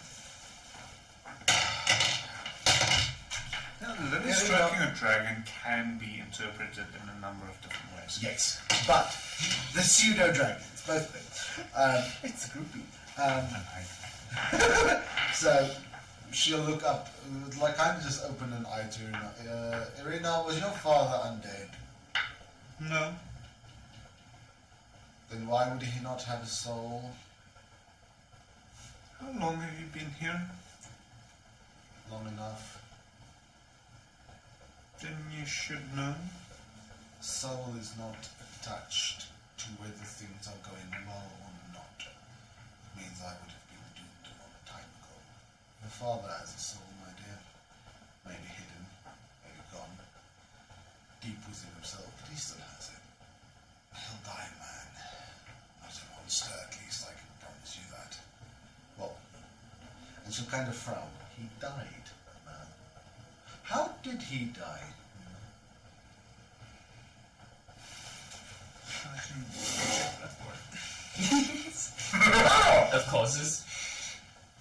It's called natural causes. He was stabbed. That's natural. Oh, well, it's funny, natural. It'd be fucking unnatural if you survived from stabbing. That's weird. Why am I fine? You know my next character is going to be a black goblin. Oh hell no! You didn't take my shit. He died presumably because of the attacks towards the house, and his heart couldn't stand it. What attacks would that be? The wolves. Werewolves. Okay. They're over there. That's why we're collecting silver. Roll a religion check for me. I don't believe in werewolves. I'm willing at I'm rolling with guidance the whole time. That one doesn't matter. Yay! First push up for the evening. I can offer shit for that. Just for shits and giggles. We'll organize a camera for the push ups at some point. He's 5, 6. It's a 7 in total. Yeah, you're not quite sure what a werewolf is. Yeah. You don't believe in werewolves. I haven't believed it that time. Yeah. Where's the wolf? They're coming. Oh no. Yes. You're not making this better, are you, Mike? No, I'm not, and that's intentional. So, how many nights have these attacks been going on? About 2 weeks. And why are they happening? Does he want to court you? Does he want to make you his? Does he want to eat you? I don't know. Ah, interesting. There are rumors that I look like his old lover. And Lily's face just perks up. Ooh. Have the wolves ever tried to hurt you directly? Or just tried No, to... they haven't gotten in. That's why we boarded up the house. Fuck. This is going nowhere good. So Lily will just sit back. I see. Interesting concept. Well, I guess we'll wait for them and see what silver does to them and if it is as effective as I've heard. So you're spending the night inside the house? Yes. So, Preferably close to a fire with many pointy sticks inside the fire. so who's taking watch? Let's find out that first. Are you guys taking Well, watch? John would take watch first. Lily will not offer to take watch. So John is taking first watch. In this house, there's bedrooms. I'm assuming. I would ask Arena. There are No. beds for us, or Yes. I will take second watch. I'll go find a bed to sleep in. But if there's wolves about, wouldn't it just be better for us to be together?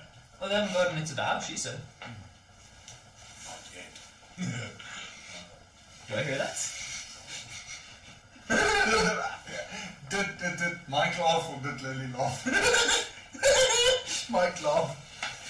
Lily will simply stretch herself out on the couch near the fire, which she has properly stoked, and she's made sure that there's enough torches close by to light and throw at shit, and she'll just lay on the couch with the dragons on top of her. Yet. So, okay, so you take first watch, Take then first you watch. take watch, and then We hope you they sleep. I sleep. Yeah, I'm sleeping while he's keeping watch. Yeah. So it's 2 hours technically speaking. So 2 hours, 2 hours, Yeah. and then there's 4 And hours. there's But the no 4 one's hours. taking watch. I'll go wake. I'm gonna wake you up afterwards, but then I'm just gonna hop in bed. You can do a third watch. Yeah. Then we still need another 2 hours. Nah, that's fine. Me and Lily agree. Okay, so John doesn't get his full night's rest, so because of the amount of hours that you have to stand awake, as a result you suffer from a point of exhaustion. Just note that down. During your first watch, John, nothing happens. Is it Jerry or Sherry? Cherry, like the Jerry. berry. Does the rest of us get a full night's sleep, or don't we know yet? Well, you'll find out when the Oh, time for fuck's is right. sakes, I'm at less than half HP, so... So no, you don't. You should have mentioned. You should have kept watch in the 4th hour. It's like that's when you get your health back. Everyone knows it. During Jerry's watch, you hear in the distance a wolf howling. And it gets closer. I'm the only one awake as well, correct? Yes. Okay. And closer. Until it's right outside the boarded up window. I would like to go towards the fire, where Lily is presumably sleeping, and just sort of put my hand on my... If Lily is wearing a dress and she sleeps upside down, Lily doesn't sleep. Sleeping upside down? No, Lily's just on the bed for now. Calm down. I thought you were on the couch, yeah. So calm down. So sorry. Break of character. Meta knowledge. And she sort of puts her hand on her short sword, and her other hand ready to wake up Lily in case something terribly wrong happens. And I'm just lying there next to her, back on the ground, using it as a cushion off on the ground. You hear claws scratching at the wood of the windows, at the door. The rustle of paws, footsteps moving around. Among the wolf howls, you often hear a strange, almost voiceless, guttural sound.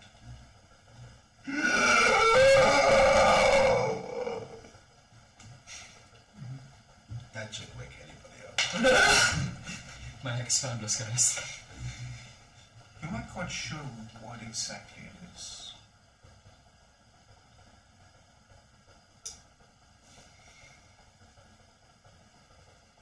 I would get closer to the window, not, like Did you right wake next to Lily it. up? No. Considering that's still just clawing at the windows and stuff, I'm waiting until I see, a fist come through the boards or something before I would yell for help. So assuming none of that's happened, I would just sort of walk closer towards the window, back in a more confident way, still hand close to the sword in case something goes awry, and I just sort of tilt my head towards the window and be like, that's not right. But they're not in, so I'm doing my job. And I would sort of also just keep an eye on the coffin, because you can see it from the main entranceway, if I understood correctly. Just keep okay, he's still dead. Okay, just gonna stay there, on alert, in case something more happens. Carries on quite a while. Shortly before your shift ends, you hear the sound of feet and paws scurrying away, leaving you in dead silence. Assuming this is near the end of my shift, as you said, I would walk over to where John's sleeping, get some loose, like, first I would go to the bedrooms, actually pull off like sheets and mattresses, like city blankets, and just sort of make like a makeshift bed in between the two of them, at least where there's space. And I go, John, I think it's your turn, buddy. I'm done. As I just sort of to curl up in a ball and just go to bed. And me, I just jump up as if nothing happened, obviously, and go back to my normal patrolling. And for the remainder of your shift, it's not a single sound.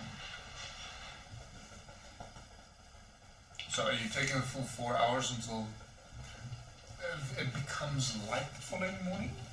Or do you pass out at some point? I would assume I would. Well, I'm already at 1 exhaustion then, or I would be. If I go through the 4 hours, will I be at 1 exhaustion? Or will I be at more exhaustion? You'll suffer 1 exhaustion. That's fine, I'll push through the morning. Good. So the rest of you get a full night's of sleep, with John suffering a point of exhaustion. Only 1, so you're at level 1 now. I would wake up and just go, hey John, did you hear those weird noises last night? Nothing. You heard nothing? Quiet. Oh, same. Me too. So glad we had an uneventful night. You want to... I'm going to give you the option, depending on what you're trying to do, to roll either persuasion or deception, just against the insight. I'll go just... can I choose which one? After I roll? So you choose which one you're doing based on what you're trying to accomplish. You don't have to specify which one it is, you just give the final result. Okay. So is this for Jean and Lily, or just for Jean? No, this is for Jean, for Cherry and John, because they're the ones conversing regarding this incident.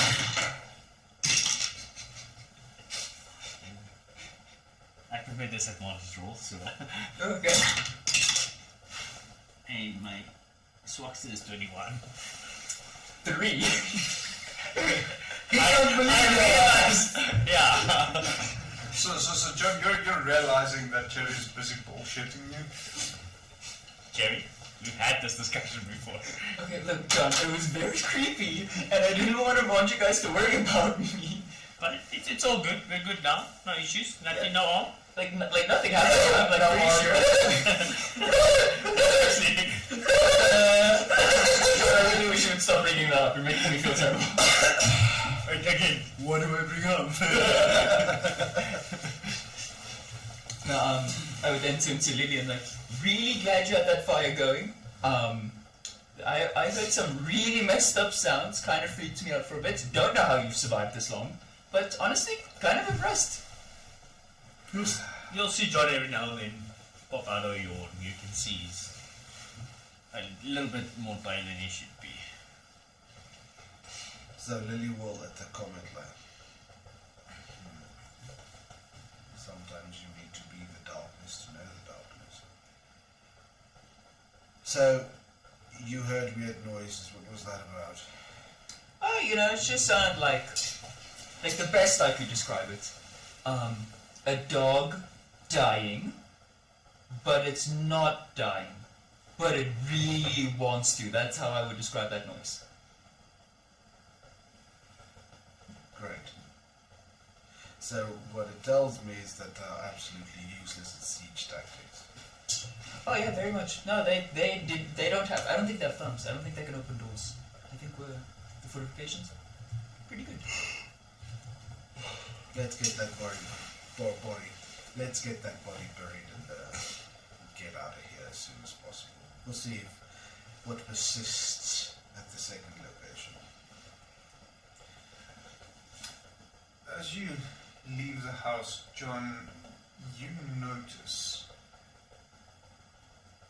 among the wolf footprints surrounding the house, there are several that look human.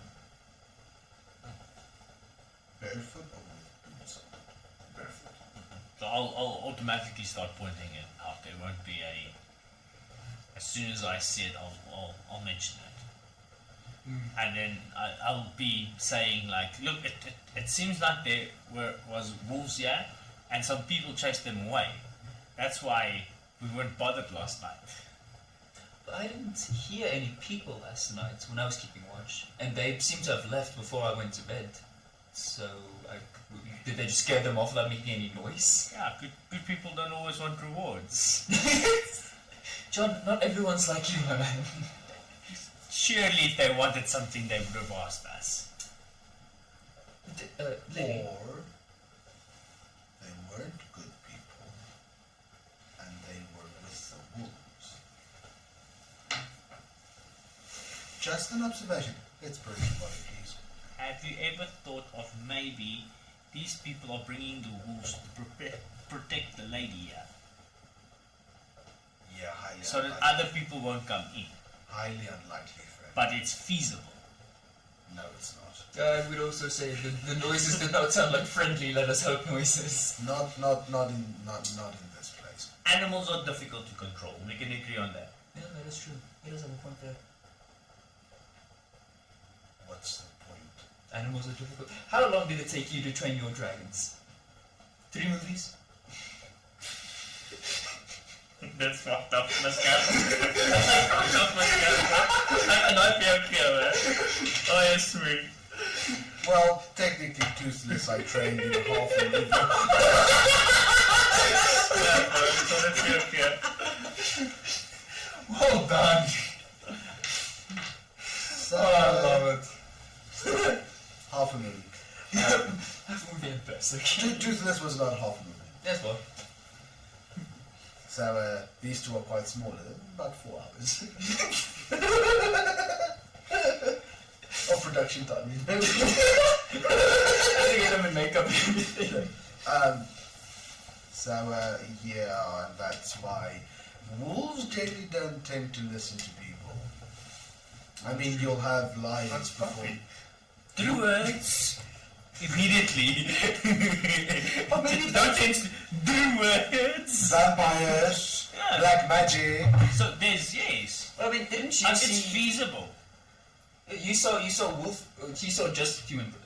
Obvious. No. These It's are both, a right? combination Yeah. between paw prints and the Yeah, footprints. maybe they were druids. They were the wolves. And then when they saw we were fine, they turned into humans, as druids do. And then they went back to whatever druids do in their free time. 5 years, Lily. 5 years. So insight. Me? Or Yes. Okay. Yeah. Yes. Yeah. You're not even convinced about this yourself. So at this point, Lily just turns around and mutters under her breath, "They will not survive." Listen, Lily, I'm gonna be honest with you. I'm just kind of very freaked out about what I heard last night, and I want to rationalize it in some way. Then don't rationalize it away. Prepare for the worst, hope for the best. Nothing here is friendly. You're friendly. Everything, you don't know that. I would hope so. So that's the problem with John. He does that second part very well. Yeah. For the best. So, nothing here is friendly, not even me. It's not very optimistic. But honest. Again with the honesty. I think I know how you feel now. So, to give you an idea, and she'll say this as she makes ready to start help carrying the coffin. Are you putting the lid on the coffin? Yes, definitely. No, that shit rotten. So Lily will, as she's putting the lid on the coffin and helping nail it down, simply state, "I have had to kill close companions in this place because of dark magic. Never assume the best. The best is left here long ago, and whatever gods there may be in the pantheon has abandoned everyone here. The only god here is Strahd and his castle." At this, I would look at John and be like, I think we should stick together more often. I like the vibes you're giving off more. so you're all carrying the coffin to the church. Can I get a group strength check, please? I'm asking the 3 weakest of the group. Natural one. Watch out.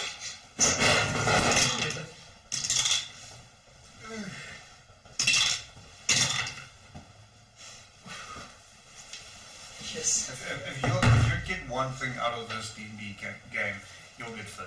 Hey, that's what I'm looking forward to. Again, Nathan? Yeah. I was just too excited carrying the coffin. I guess you could say I dropped the ball. You're going to jail. 5. Where's the fucking This is going very slowly. Joking. John, 11. so you are not even capable of picking up the coffin. So how about that cremation? And how will we do that? We'll burn the house down. I feel like we can do that in Okay. an easier way. Joe, that feels a bit excessive, Lily. I can There's- quantify it. There's 4 of us that couldn't manage to. Admittedly, 3 of you are female. Yeah. So there's 4 of us that couldn't lift Big Daddy off the table. Might I suggest we just? And I yawn again. Might I suggest we might actually just perform a cremation? Let's be honest, my love. It's not like you're coming back here. Not after everything you've lost. I would This is a good end to a chapter, the beginning of the next. Do you really want to leave this village by burning down the Burgermeister's house? I really want to leave this village safely. If we burn down the Burgermeister's house, then whatever sends the wolves will know that you are no longer here and will stop terrorizing the village. They will have peace. So, you haven't noticed wolf tracks anywhere else in the village? That doesn't matter. She's trying to bullshit. She doesn't want to perform a damn ceremony. She wants to burn the fucking roll house. deception for me. Deception. I know you cold, baby. You got to work for me.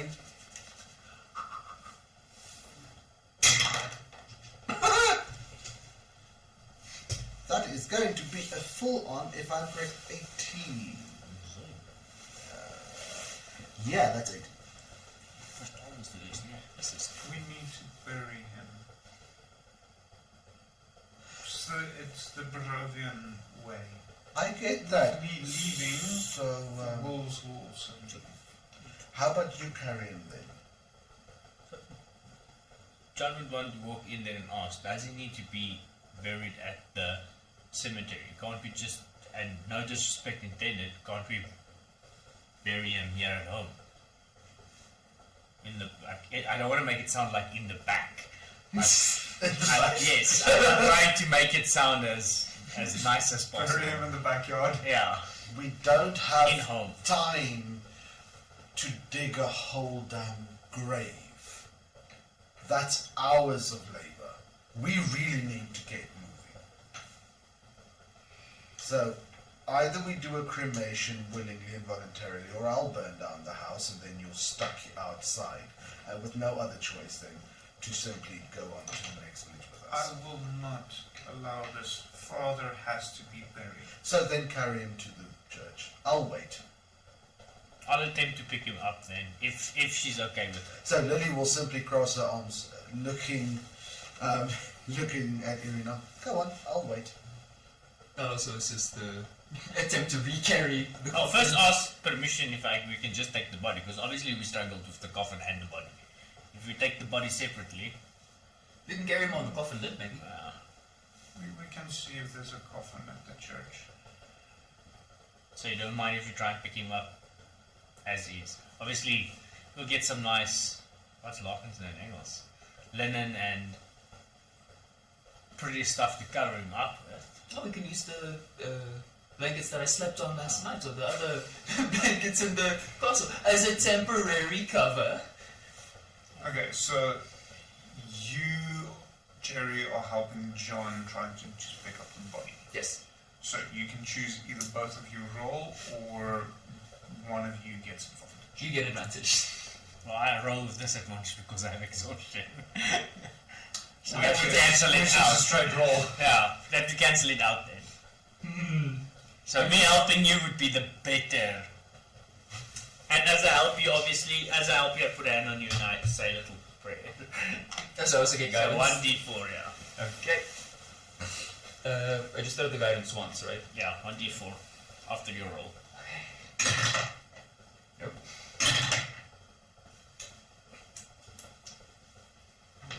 Let's use this one. That's a solid 9. That's a no. You call upon all the strength you have, and you manage to lift the body slightly up, but not out of the coffin. So Lily will lean in the doorway looking at it and go, come on, I'm waiting. Okay, now you grab his feet, No, grab from the feet. Just trying to order Lily to help in some way. Overconfidently, John would say, give me one more chance. So it has been requested that you need to use other dice by chat. Fair. The issue is, I'll give you other dice. the issue is I already got other dice as well.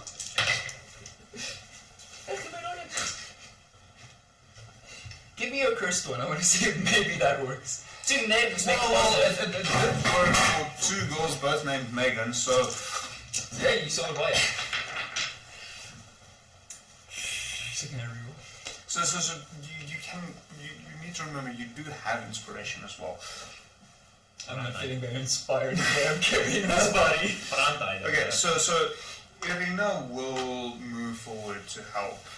The two of you try and lift her father out of the coffin. So as the two of us again. 4. Or are you helping? Yeah. Are you helping? Oh, what? Which side are you helping? Irina or Well, I Jerry's side? would suggest both of you grab a side and then I take the opposite side. Okay, roll again. Yes! Ooh! Can I get the guidance? That is a 20, but dirty. After quite a bit of struggling, you finally manage to lift her father out of the coffin. From there, the two of you grab him either side under the arm and start dragging him down the road to the church, his feet leaving 2 drag marks down as his heels dig into the soft, well, the wet dirt As the makes up the road. John, grab his shoes falling off, John, please. So Lily will walk underneath. Careful he Nothing. doesn't pop. You're enjoying this way too much. Yes. Upon reaching the church, you find yourselves inside an empty building. You stepping through the entryway. It's a narrow passageway, about 10 feet wide, going in about 20 feet before it opens up into what is essentially the chapel space. And on either side of you there's 2 doors leading to separate rooms. On the inside the chapel itself, behind the altar, you see the top of a head with grey hairs peeking out behind the altar.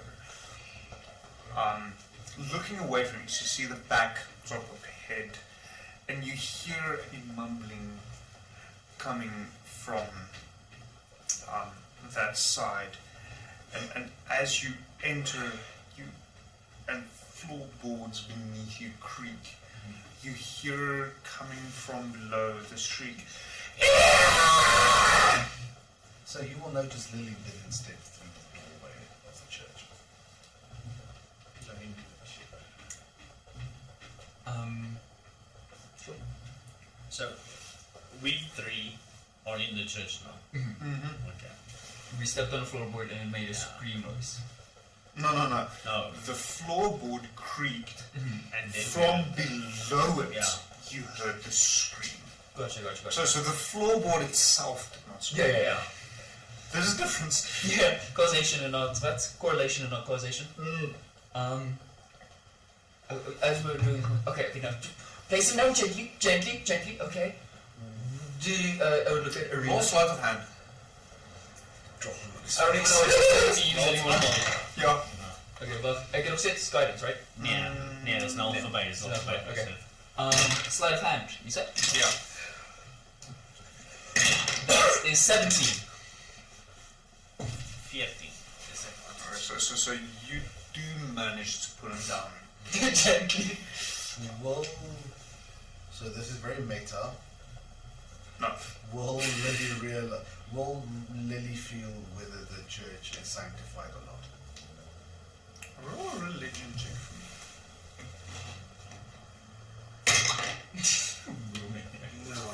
The shit. Skijk is 14. Religion. 17. It was once. So she'll very cautiously, as no one's looking, just put a foot on the threshold. Nothing happens. And she'll walk in. Can I... You feel something that's beneath the church, but you're not quite sure what. Do I see her walk in? No. Lady darling, look out, don't step on this floorboard. When you step on it, it makes a horrible noise. Also, there's probably something downstairs, but no, don't think about that. There's definitely something downstairs, and Lily will step on the floor, on the creaking floorboard. The floorboard creaks. Okay, so you didn't do it that time, but normally, when I did it... Normally, we did it once. But normally. 100% of the time that I did it, Yes, it worked. exactly. Well, have you tried again? No, that's what I'm saying. I would say, okay, John, so we have the body now. See if there's a coffin somewhere nearby. Is there maybe... Do you know of like a coffin room in this church? I'm not really familiar with this religious site. Priest! Lily will call out. You see the grey hair head pop up and turn around. And you notice an older man, sunken eyes. He hasn't slept in quite a while. Looking very distraught. Yes. First of all, do you have a spare coffin here? No. Second of all, what's got your panties in a knot? John, why is Lily so rude? Come on. So simply to fuck with a dungeon master. That's right. Let's be honest.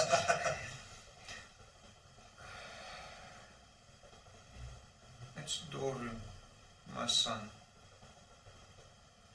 Okay, what's wrong with him? He went with some of the villagers to Ravenloft to try and rid us of this evil. And he came back different. And almost the instant he finished that, you hear from below the church, there's the scream once again.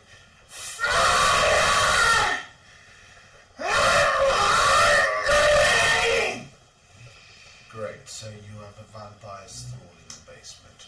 Got it. John takes out some of his rations. John, so Lily will simply look at John. He's hungry for your blood, not your rations. Okay. He'll take the other arm and your life. Okay. He's This not. may be a bit more than I can He's not. offer. He's a soul. He wants blood and flesh. He does not care. Oh, they're blood and flesh, and I sort of poke at the body. No. Tell me, priest, how long has he been like this?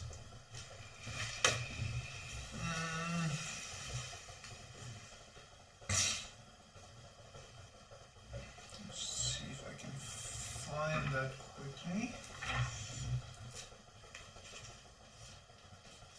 So while you're having that discussion, John and Jerry will move just out of earshot and have a long life 5-year discussion that they've had about the circle of life, and somehow accepting the fact that he can't help the person via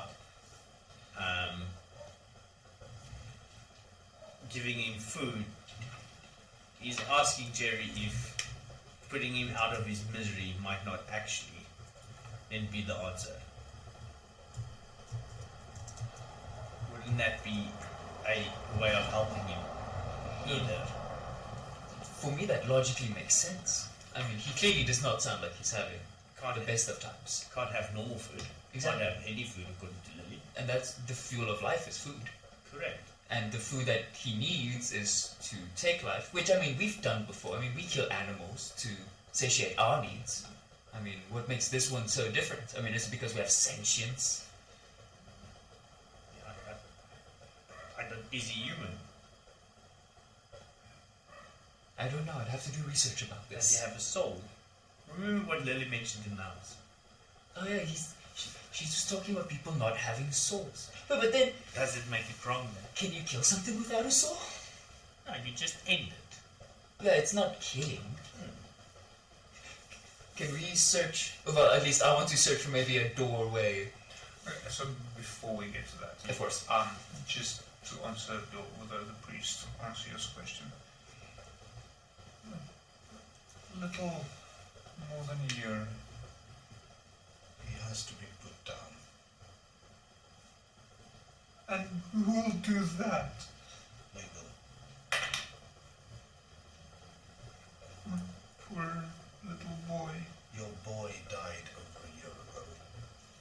What's in the bottom of your church no longer is you. It's not your boy. The son you died a man, a brave man. That thing is a shadow itself. It is the thrall of a vampire. It cares for you about as much as a wolf cares for the opinion of a sheep. It will tear you limb from limb the moment it gets the chance. You know this to be true, you've seen it. Let's rid you of this curse. Let's free your son. So the two of you were looking around. But he was looking, we were having discussion. Yeah, I just want to see if I can see maybe like a bolted door, or anything that would like give away like a do not enter type 5. Roll investigation. I did back. 17. Actually, no, people won't get it. So, I mean, the church itself, the chapel, it's very old and dilapidated. It hasn't seen use in several years. Where you are, I mean, there's several pews facing forwards towards the altar, behind which the priest or the acolyte, call him whatever one, is standing, and several of them are broken and rotting away. You are quite sure that within this particular area there is no opening to enter the basement of this chapel. However, there are, as you would have remembered, 4 doors leading away from the passageway where you had just entered. So there are other possibilities, just not right here. Also, I want to check, is it possible to see if it's like dedicated to a specific god from the imagery around it? Like, Roll a religion check for me quickly. Mainly so I can double check what you know. 19.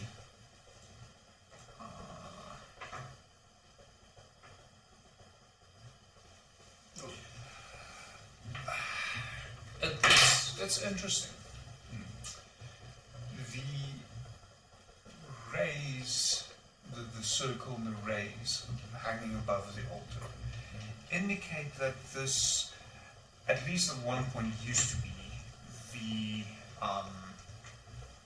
a chapel dedicated to the worship of Phaethon, more commonly known as God of the Sun. Something you haven't seen a lot of, especially Lilly, since arriving here in the past 2 days. I would also just relay this then to John as we're having our discussion on it. Yeah. The god they seem to have worshipped here is also one dedicated to sun. Now, at least in my knowledge of the sun, it's a life-giving type thing. To have something without a soul in the basement, it just seems unnatural to their teachings. 100%. So would we have heard when you mentioned no, because we moved out of earshot. Yeah. So it would be vice versa. Yeah. So I feel like we should, let's go back to Lily and explain ourselves to her. I feel like she would be understanding with what we would want to do. And if not, maybe at least like the priest. We can offer our assistance. Exactly. And if they say no, we respect their wishes and we move on. Correct. So, Then we became what we meant to do. of course. So, are you two moving closer? Yeah, Yes. no. So as you move closer, Lily turns around, break up the chairs, we're killing it. Alright, seems good enough for me. Killing what exactly? If you put it that way. Yeah. The thrall in the basement. Okay, but question for you now specifically. Why is it when I said her father's a thing, you got upset, but when you call the thing in the basement an it's an it? Because her father died a man. The creature in the basement is the thrall of a vampire. It's no longer man. It has no soul. It has no mind of its own. It is controlled simply by instinct and a desire to serve its master. The only master it knows being the vampire that created it. Oh, see, this is what we also And then, discussed yeah. about ending it. Yes, okay. It So- checks out. John automatically says, understood. So Lily will take out the bolt she dipped in silver, give you three, look at John with a crossbow and just be like, As if I see what you do and I just say, no, I don't do weapons. this will be interesting. And she'll load her crossbow and then she'll walk towards one of the older chairs, kick it apart, and then take like one or two of the legs and just sharpen stakes. Just quickly with her knife and hand you one. The other one she'll put in her belt, and then she'll tell the dragons to go play in the rafters. Lily, what is this exactly for? Stab it through the heart. Got it? Is that like needed? Like if I cut off its head, that won't do the deed. Well, preferably cut off its head, stab it in the heart, salt it in the liver. Do as much damage as possible. Noted, noted. Priest, how do we get to the basement? As you head for outside the last door on your left hand side. So from where you came in would be the first one on your right. Priest, do you have a fire close by? And do you have any oil nearby? Any of your holy sacrament oil? No, it's all been burnt up. Fucking lovely. And she says it as such. Fucking lovely. So she'll start a small. She'll strike tinder or flint and light a torch. So she'll carry the crossbow in one hand and the torch in the other. So, quick question. It is now 10 or 5 past 10. Technically, we carry on until 10 o'clock for Curse of Strahd. So I'm going to leave it up to you. Do you want to go into a combat now, or do we call it here for the evening? I'm good with either. It's you guys' choice. En hoe moet combat te begin volgende keer so lekker is. Yeah, I don't know. So just bearing in mind Paul and So I'll have will to be wait joining for us us. next week, so there might be quite a while that will have to be in order to join us, based on how I decide to introduce them. And I mean, along with that, I know the main reason why we're finishing somewhat early is because Back and Paul wants to finish early rather than you. So I'm fine if you guys want to go for combat now. Are we going to see if we can finish this one, making it easier for them to join next time? That's what I also think. Otherwise they'll sit for To be honest, like I half a think that's what session. we need to push through this quickly. Yeah. Get Well, this if we done. can, Yeah. and then obviously see if we can, Okay. And then if one of us dies now, it will be easy to reintroduce. Don't tempt me. Okay, so I agree, I'm happy. one of you, can you quickly take a photo of the card reading and just WhatsApp that to us? Seeing as we're using my phones to for cameras. I just want to do stuff with that later. You okay? Ja, dit is die oude beeld gezet. John, will you be a darling? Net is nooit over. Nee, it's a mono. So yeah, you have a feeling that was Lilly that asked, not Mike. Sal jy 'n man wees? Over my 'n bier gooi. Nee, dat is bier. Geel buurpapier. Geel bier. Don't eat the yellow snow. Maybe one day we'll be lucky enough to get one? That's not good. so you need a sponsorship from Draymond's Breweries. One of these days. And then it might be somewhat easier to come by beer for everyone.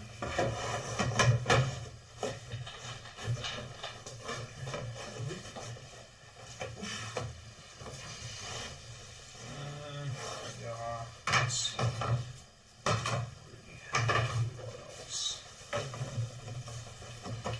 Excuse me. My jokes, Max.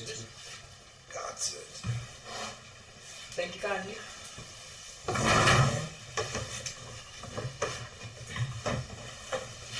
Okay, so this is not the official map that is shown in the box, and I do believe that is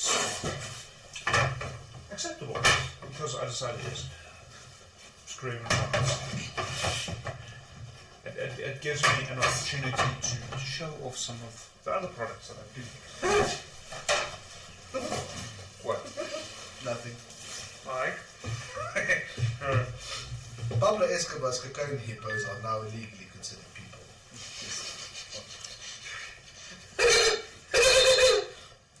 The funniest 2 words in a sentence, cocaine hippo.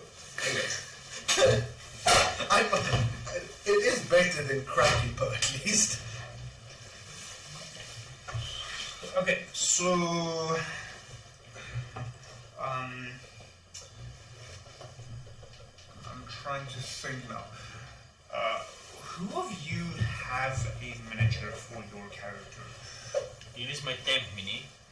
Okay, Nie my actual minis. so that is a starting point, at least. I have something I can use as a mini, it's just not very thematic yet. I can volg hem on print. You work at a hobby shop and you've got nothing. The only vampires they have are male. Shut up, that's... no. You don't know shit. You're a man? No. But close, yes. Rather believe that, yes. Lily's transgender. I knew it. The secret she's been hiding all along. The only secret, yes, believe that. That's nothing to do with the fangs. And then for the rest of it, Lily, it's okay, I still accept you. It's like, no. It's like, wait, what do you think I have? Lily, it's the only tiny thin thing I have. And she got them horns. She got them horns. And I do not have anything remotely resembling. It's fine, I need to go buy one. Yeah, it would be convenient if we can work through Madness 3D or RGB Dungeon. I can maybe organize something with at least one of those two. Even gay, if I give you a Hereforge file, you can send that through to Madness 3D and they'll be able Yes. to That's precies wat ek nou doen. Okay, dan is wat ek dan doen, dan Alles is dit decent. net iemand anders dan. Yeah, I mean, I know the owner and the people working there, so I can yeah, and I have collect it. connection with RGB and they also do decent spots. Ja, maar ek is net bang, dit kom nie by my uit met So shipping. RGB ek het nog nie. RGB Dungeon. Het dit nog They're Madness 3D's competition. I've worked with both of them. So, Madness are better people, cooler people play RGB. It's not bad people, but okay, so moving on. That's kind of irrespective. So, if you're looking for miniatures, Madness 3D, they do have a very, very big selection of their on their website. I'm not sure what selection RGB Dungeon has, but I've heard good things about both of them, and I've worked with both of them. Madness a lot more directly and a lot more often than RGB. So, Ek imagine die mense daai adnet skip het. It's been 5 seconds, why can't I skip this ad? So, you will be stepping down into the basement, so you're coming down, yes. That is exactly correct. Perfectly right. I will expand on this map system that I'm working on. So one day there will be stairs as well. So I think for the sake of it, we'll introduce you as you come around the bend into one of the larger openings. So if the three of you can find yourself somewhere there in regards to how you would enter, Lily will be right at the back. and let us see what the you guys can do. I'll walk front, no issues. And as we walk down and it seems to get a lot darker, you'll see me touch my good soldier. Skouer. Ek het reg gesê nou. Shoulder. Okay. Not soldier. Ja, ek wil net sê. You are the soldier. Yes. And I'll cast the cantrip light, so it gives me 20 feet of bright light. And then another dimmer light 20 feet further. So the dungeon is in darkness. Well, not the dungeon. The underground, the basement is in darkness. Now, Lily and Cherry will be able to see somewhat, but not John. So the light helps mainly you and to blind them. Not joking. It does help all of you. It's not your light anymore. So- And Lily has a torch as well. Oh yeah. Yeah, true. I used to have a thing for that actually has a flickering Yes, I got that. LED bulb, but I'm not sure where I placed it now. No. It's quite cool. I'll try and make more. I think I stopped using it because now the other campaign that's been running longer, everyone just fucking has dark vision. So it's like, yeah, that's pointless. Okay, so John, all of you walk down. It's quite an old wooden staircase. It's very dusty. It hasn't seen a lot of use. John, as you round the last bend, you notice, peeking out ever so slightly, just at the edge of where your light reaches, a very thin creature clothed in, and I know this is terrible miniature for that, little more than rags.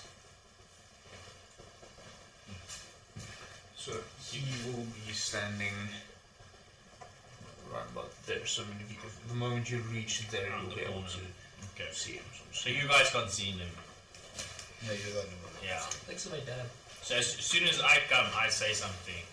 Like, yeah, on my 2 o'clock. You hear, the moment you perceive him, you hear the shriek from him. Get away! Get away! I obviously approach. We've got a mission now. It is what it is. With And my as- big retriever eyes. As we go, I'll spend a reaction. And what you will notice, all of a sudden, in a matter of mere seconds, I get full armor, and there's a big, my right hand, my left hand is now looks like a normal hand for all intents purposes, and I'm fully clothed in full, well not full, was nie full armor nie. Scale mail Yeah. of a nice tower shield on my right hand. Cling, cling. Yeah. Clang. So Lily will simply step around John and look at this creature and ask it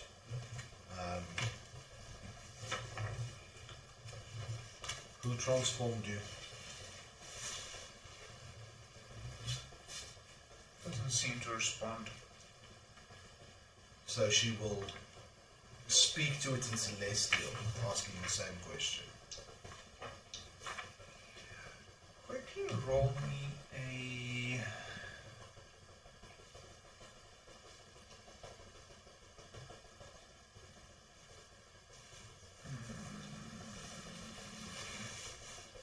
Insight check.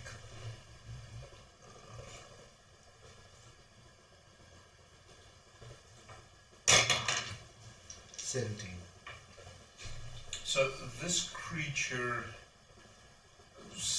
unlike what you had mentioned before, is a vampire spawn rather than a thrall. So a thrall specifically in terms of vampirism is actually a slave that is there to be fed from. Whereas a spawn is a lesser vampire, essentially. So this is not a thrall by any stretch of the imagination. So, as she finishes speaking in Celestial, she'll look at the other two. I was mistaken. This is spawn. Do not let it bite or scratch you. At this point, the creature charges forward to attack you. So, well, whoever's at the front, you guys need to. Kom ons sê ek was hier so net nog so 'n bietjie. So, I will move correct. Okay. No, Yeah, other that's one. the enemy. The Indian looking fellow.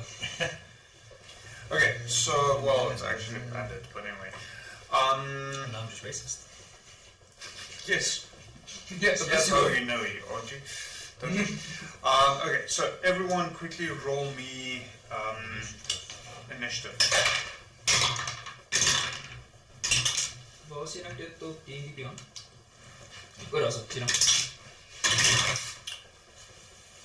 Okay, 25 to 20. 20 to 15. 18. 19. 17.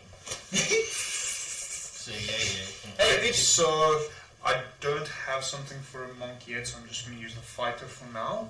Budget? 18, 17. So 18 and 17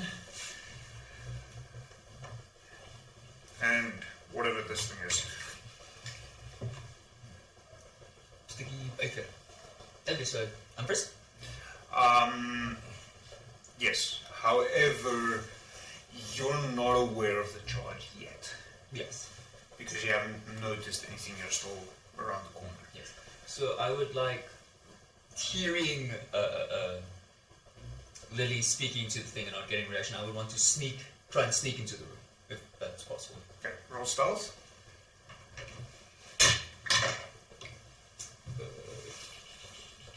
15. Okay, so you are hidden. You can still use your total movement speed, which I think in your case is actually 40 feet. Yep. Because you're a monk. I am a fast little fellow. I can never praat met soul klaar praat. 15, 13, 12, 40. I would like to move all the way over here. Wrong way. Okay? And I would assume at this point I would see him charge. More or less, yeah. Okay. And I would like to ready an action that when he approaches for John, I want to throw a dart at him. Okay? And that's going to be my turn. Lily, what are you doing? Lily just kind of leans out behind John, points a finger at him, and casts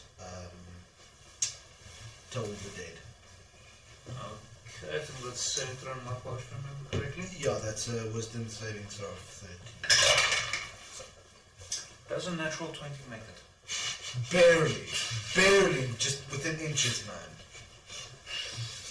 So I would have realized that ability because it's my signature. So, John, what are you doing? I cast level 2. Guiding bolt. Can I borrow some d6s? How many do you want? 5 at the moment. And then the other question is, Let me do first you want mine? see. So that's 5. It's actually a roll it for a attack. Gaan actually by attack roll. 16. Does a 16 hit? 16 hits. Okay, so then that's good.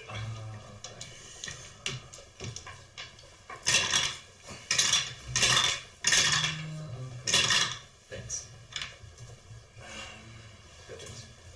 14 radiant damage. Okay. So the vampire lunges forward into John, so you get to take a reaction. I'm just going to pause time from now. It's just Yes, a standard attack. Sorry. Right. Wou net na die attack vir 'n toe beweeg het. Then it's in your face. Does a 10 hit? No. Well, the dart just goes flying. So you're a little bit unsure, noticing your friend rushing forward to this creature, and you try and throw the dart, but hesitate at the last second, and it veers off into the distance.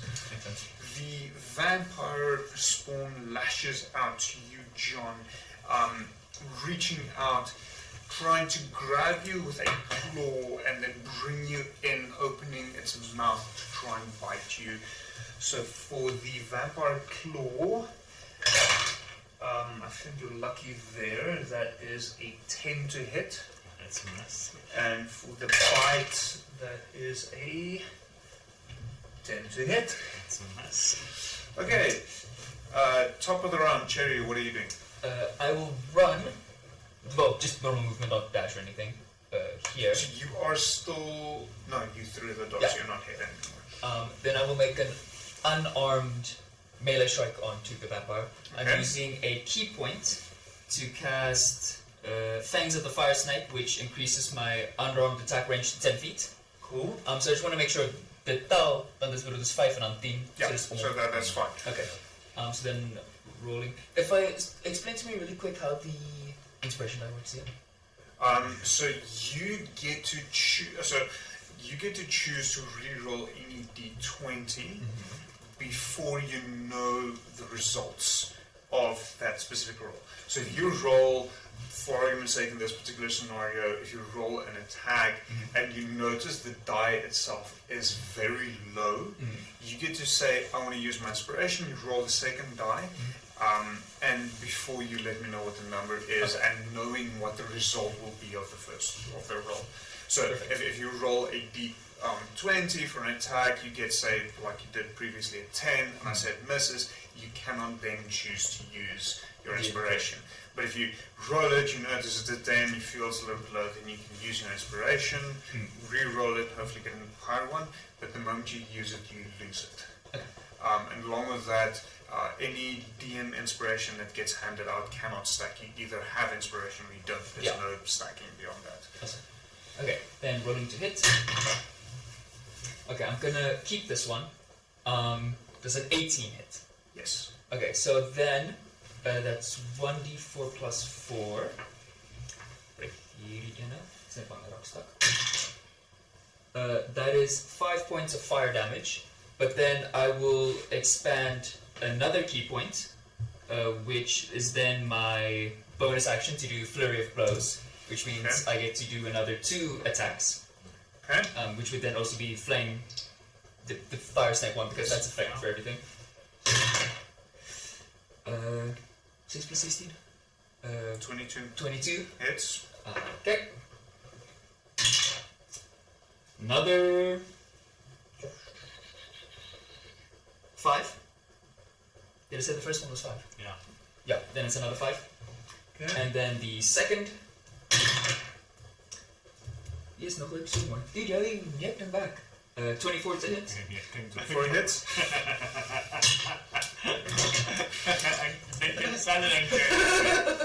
That is 7 points of fire damage. And then I will expend my last key point, which is then when my attacks hit, I can deal an extra 1d10 fire damage. Okay. Is that per attack? A hit with this attack deals fire damage instead of bludgeoning, and if you spend 1 key point when the attack hits... Okay, so that is very important. Fire instead of bludgeoning. So you will have to choose one of your attacks and then replace whatever you roll damage on that with your fire damage. So it's not additional damage. Yeah. So everything has been purely fire. There's no additional damage. Yeah. So utilizing that now will not help. No, that's the base part, and then when it hits, I can expend another key point to do 1d10. Oh, okay. So I think if I did it for every attack, it would be like each one would be a key point. Yeah. But I only have 1 key point left, so I'm just going to do it for this final one. Okay. This one's the d10. That is 4 points of fire damage. Okay. And that is it for my turn. Welcome to Playing with Monks. 376 attacks later. So, I'm out of key points. It's done for me. Mike, Lilly, what are you doing? So, Down on deck. instead of trying to shoot into this maelstrom of flaming bodies, which would be very bad with a silver tip, Lilly will try to cast Toll the Dead on it again. So that's going to be 13 wisdom saves. I'm assuming a 17 is fine. See, the new dice work. Better than some of the others. See, I broke your curse. Now So you see Lilly reaching out and mutters something and nothing happens. John, what are you doing? As a bonus action, I'm going to use telekinetic and shove him 5 feet backwards Okay. away from me. So that's a strength save of 14. Yeah, I'm guessing a 7 doesn't make it. Sharp.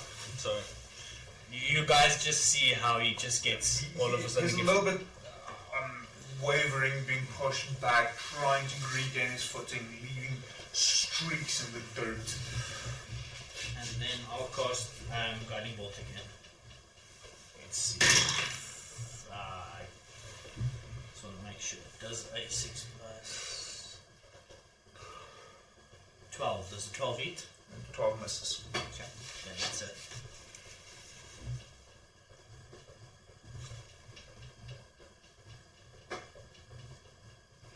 Okay, is that it? Yeah.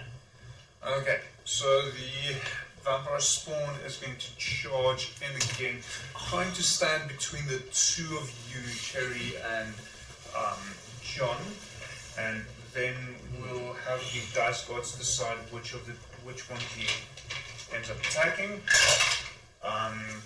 That will be the way I read it, Cherry. Sorry.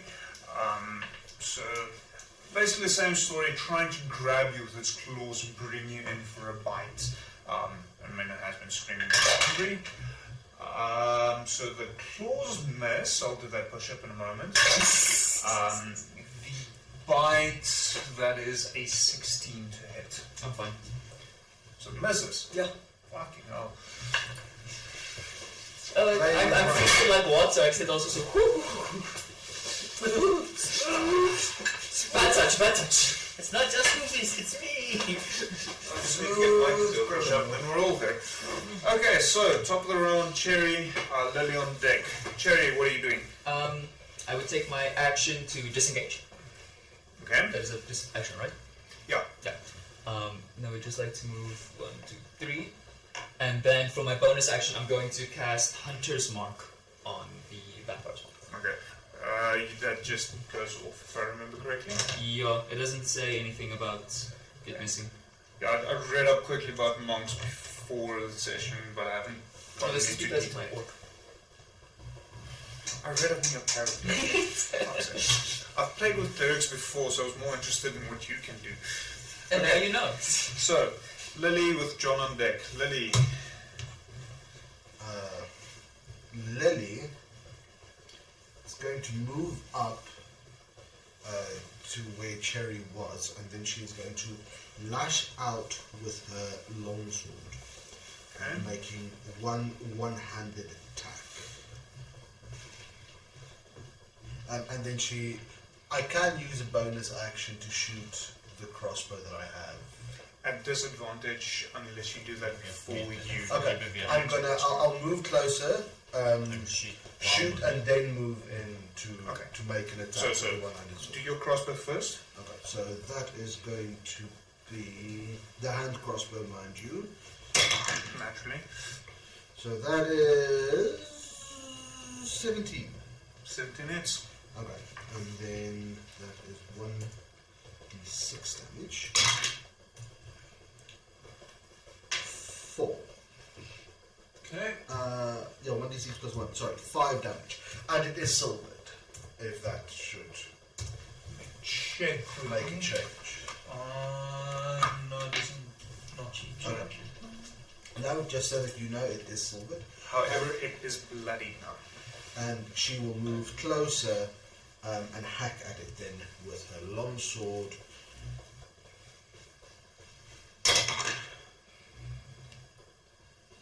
That is going to be 23. 23 hits. And it is 3. That is going to be 8 damage. So you, John, standing almost directly next to it, you notice as the bolt comes and just slashes the arm of what you presume to be Doru. And moments later, the flash of light against being reflected from you, seeing as you cast light, as a sword swings through this vampire spawn, leaving this fine spray mist of blood. What are you doing? I'm going to do telekinetic again, strength saving throw for and shove him. Strength saving, that is a 14. So that is then a save. Is it equal or not? I can't remember. Equal or more than. Is the save then? Yes. So then it's a save. Okay. And then let me do disadvantage. previous one was 12 plus 6. So 18. 18 hits. 18 hits. Okay, so that's Guiding Bolt again, just 4d6. Guiding Bolt's a range attack. Correct, that's why I did the disadvantage. 18 was the weakest. And that is Isn't it 5d6? No, it's first level spell. Okay. That's why it is. It is 5. It's 9 damage. Radiant damage. Okay. 46 and 9 damage. You did best there. Into it very Yes. So he, this creature is once again. So you see that the guiding bolts hit him, and he absorbs it, but not fully, and it seems to weaken him a little. And he lunges back out towards Lilly this time around, trying to grab a hold of you and bite you. So grabbing a hold of you, that's a 22 to hit. Misses. Damn it. Can you believe it? Can you believe it? Lily said, nah. Oh, hell no, bitch! Where's my d4s? I'm taking back that dice. Just that one or the entire set? The entire set. Wow. That wasn't with any of the dice. I mean, in case you're wondering, there's the d4 from that set. That was with other dice. And that is a total of 11 slashing damage. Motherfucker. Was it really damage what I do now? Yep. Yeah, I'll do a push-up now because there was an natural 1 on when I roll to see who gets attacked. Direct of matching myself is just like And then so Doro grabs hold of you and you feel its claws, or you feel the cloth rip as it claws slashes through you, and then it brings in a hand to try and bite you with a dirty 20. Misses. Completely. No, you're off by about 18, mate. Why do I doubt that? So, as he hits, Lily is going to use a reaction. That reaction being shield. Cast it on self, verbal and sympathetic, which means she gets a +5 bonus to AC. What was his attack? Dirty 20. Okay, no, never mind. She's not using shield. she talked about it. But she will. I'm still going to use my reaction to cast Hellish Rebuke, which is a Dexterity 13 saving throw for him. Okay, so I'll do that in a moment. First, you suffer 9 points of piercing damage from the bite.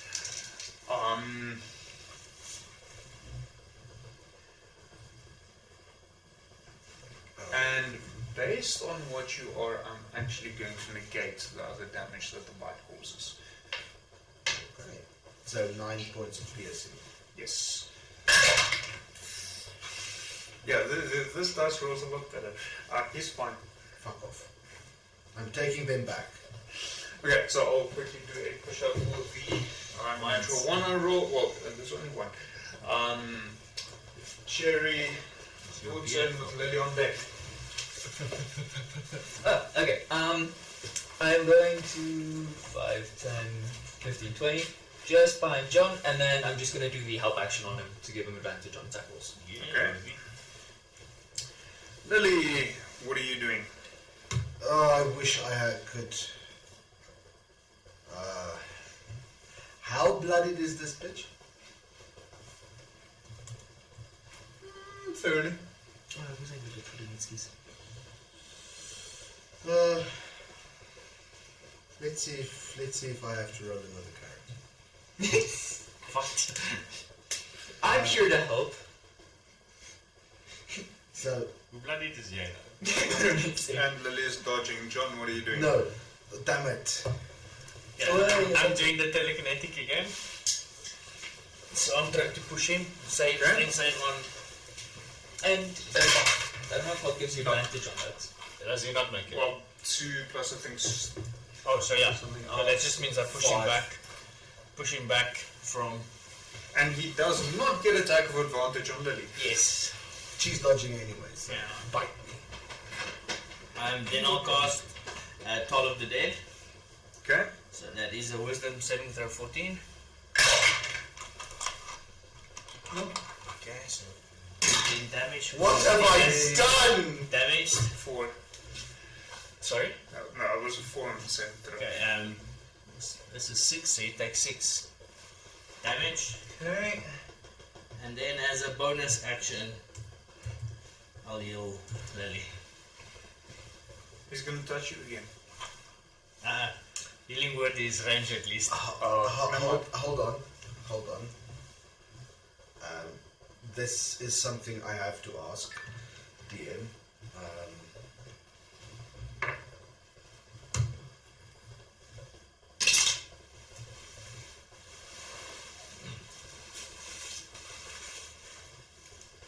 Okay. Oh, fuck. So I confirmed it's alright. In a way, yes, but realistically, no. Okay. Dit is belangrijk dat ons dit uitklaar voor. No. And why is our primary camera down? It's fine. That's down. Wow. Jy kry 8 HP, né? As jy 8 HP kry, ek weet nie of jou tipe mens. Ek kry eintlik 20, jy weet. Special Okay. peoples. Oh, so that's right where my boo-boo is. Oh, I feel so much better. Because that friend decided to die. Oh. Again, despite replacing the charging cable, I might have to have that checked out. So apparently we're down the primary camera. We're working on that. Sorry. So yeah, that will heal you. So the vampire's turn. He is going to stay where he is because that means he's just going to attack John. So same story. Try and grab you and then bite you. So grabbing you, that would be a miss. And trying to bite you, that would be a think that is an 18 to hit. So that's equal. Yeah, so that hits. That's it then. See, so that is a 4 points of piercing damage, along with 6 points of necrotic damage. And I have to do 2 push-ups. Kry veel.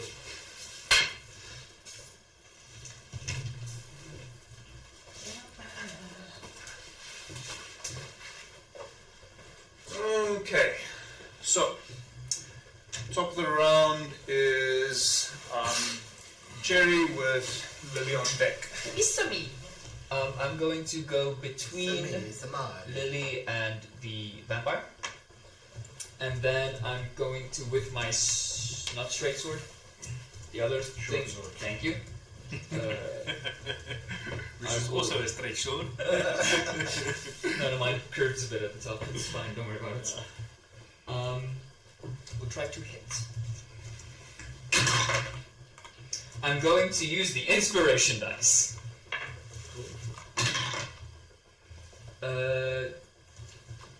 Is it a guy? I think it's off. Does a 19 hit? You know what? Just for you, I'm gonna say no. Yeah. Yes, it does. That is 1d6. That is 10 points of short sword damage. Let me see what that is. Slashing. Piercing. Piercing. Ja, dat is wat D&D Beyond say. Okay. Very well. 10 points, you say? Yes. And then I will make a unarmed attack with that as my bonus action. Okay. It's a monk thing as well. Yeah, I thought you get to roll for your bonus attack damage rather than using straight damage, as Yes. everyone else would. Yeah. Well, most of them. There's a few exceptions. Well, 12. Yeah, that misses. Yeah, but that's the second time I've rolled a 12. I'm consistent, if nothing else. Lily, what are you doing, John on deck? So Lily is going to cast bonus actions. So she's going to use her bonus action, cast Hexblade's Curse on it, which means, cast Hexblade's Curse, and then she's going to run up the wall. What fun! She's going to run up the wall, out of melee reach, so up, over, across, and behind it so that she can get advantage, and then she will use a bite attack on him. Okay, so place yourself behind him and roll for attack. With advantage. Because he's I said, roll for attack. Is it with advantage? Please, Daddy. Please, Daddy. But you tell me still around me. Yeah, wrong game. That is... Yes, you do have advantage, flanking bonus. I needed that. I somehow rolled a -1 this time. Cool. Yeah, that has happened once. That's My 18. game before. 18 hits. Okay, and then it is going to be a 1d... Let's try this one. I love this throwing thing. That's 8 damage. Oh, yeah. Okay, so just give me a second so I can get this one up and running, and then Nice. I will double check where his health points are. The benefit of this is I gain 8 HP. Ooh. Show off. I don't think that, sweetie, I don't think that's how biting people works. Don't go around biting random people, please. That not But how imagine now you and me are seeing this for the first time, nah? Yeah, you just We saw, are. We just saw someone run up a wall. at the back, not biting another vampire. And then someone coming like, what monastery did you study at? So I would love to see the RP happening after this engagement. Volgende keer waar ik kom en, ja, maar ik kan het ook doen. Dus voor mij is het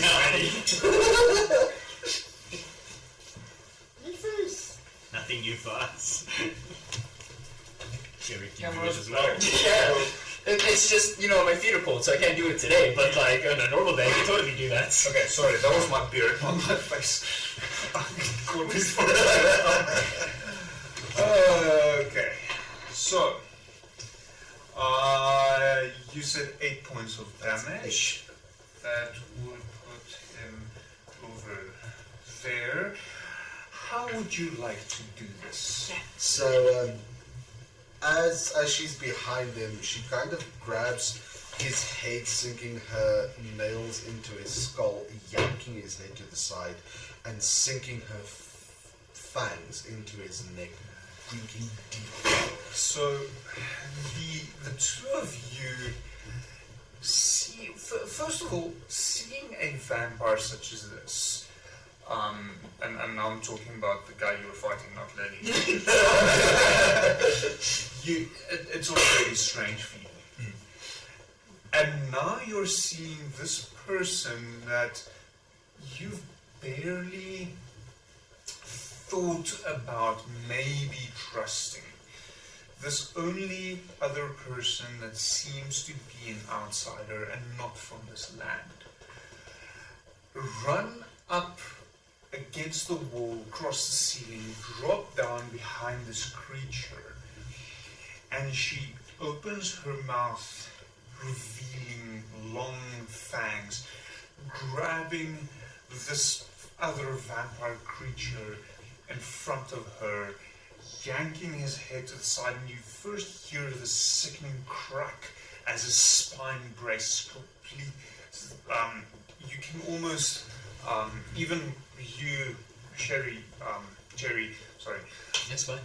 being a bit further away, hears that sickening as his neck breaks, and you hear that, you see this teeth sinking into the soft flesh of his neck, and you hear Lily slurping up that deep red fluid that leaks from there. Some of it flowing down front, completely covering whatever rags this creature was wearing. And it's not too long, it's only a few mere seconds before you see its body falling limp. And Lily releasing it, falling to the ground. Her mouth going down, as well as the front portion of the dress drenched in blood. John automatically goes and stands in front of Jerry with his shield in a defensive position.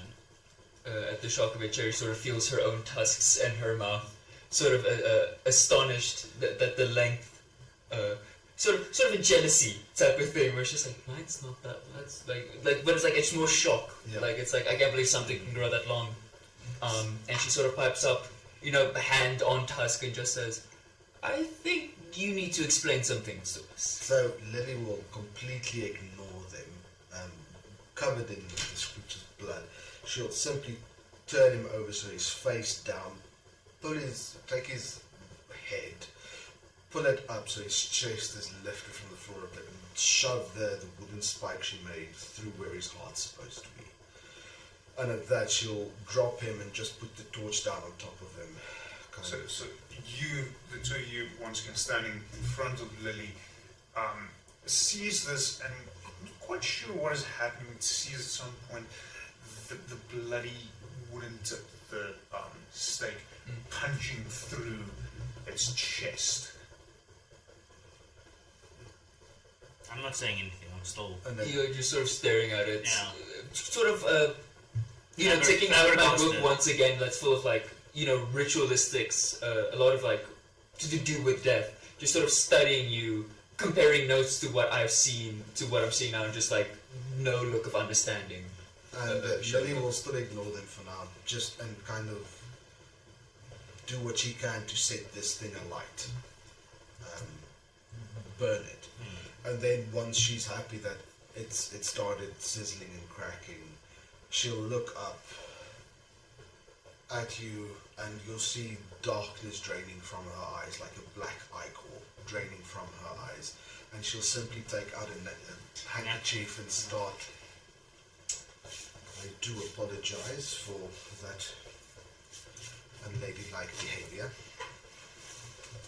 I'm assuming there's questions. You saw me heal it, Jerry. Yeah? You saw me heal it, no? Yeah. You think it's my fault? No, John, it's not your fault. John, I think our discussion about things that have souls, where do they fall in the cycle of life and death? And I'm thinking back to what Lily said to Arena earlier today. I have to ask Lily, do you have a soul? No. Well, that's sure has become a topic of mine I want to study. Are you evil? Inherently evil. That depends. I thought she was helping people. We were helping people now. This was a good thing, nah?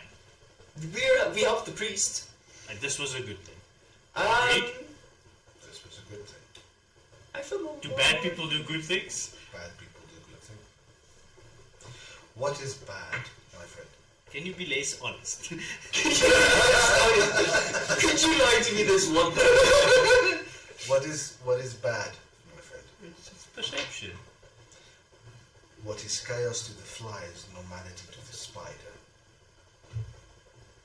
Are you the fly? You're no worse. They're not the stupidest in my nature's like... Are you the fly or are you the spider? I am the spider. What's normal to me is chaos and evil to you. But you can be a helping spider. I can. Spiders eat flies, spiders eat the mosquitoes, but if you get close, the spider will also bite you, and you may die, depending on what spider. I don't like spiders, we're your best friend. Teddy. You know, honestly, Is that carried over from J and B? You're mosquito. This might was soon like... You know, honestly, I kind of like spiders myself, but Lily, what I think it boils down to for me, I don't mind the things you can do. I simply wish to study.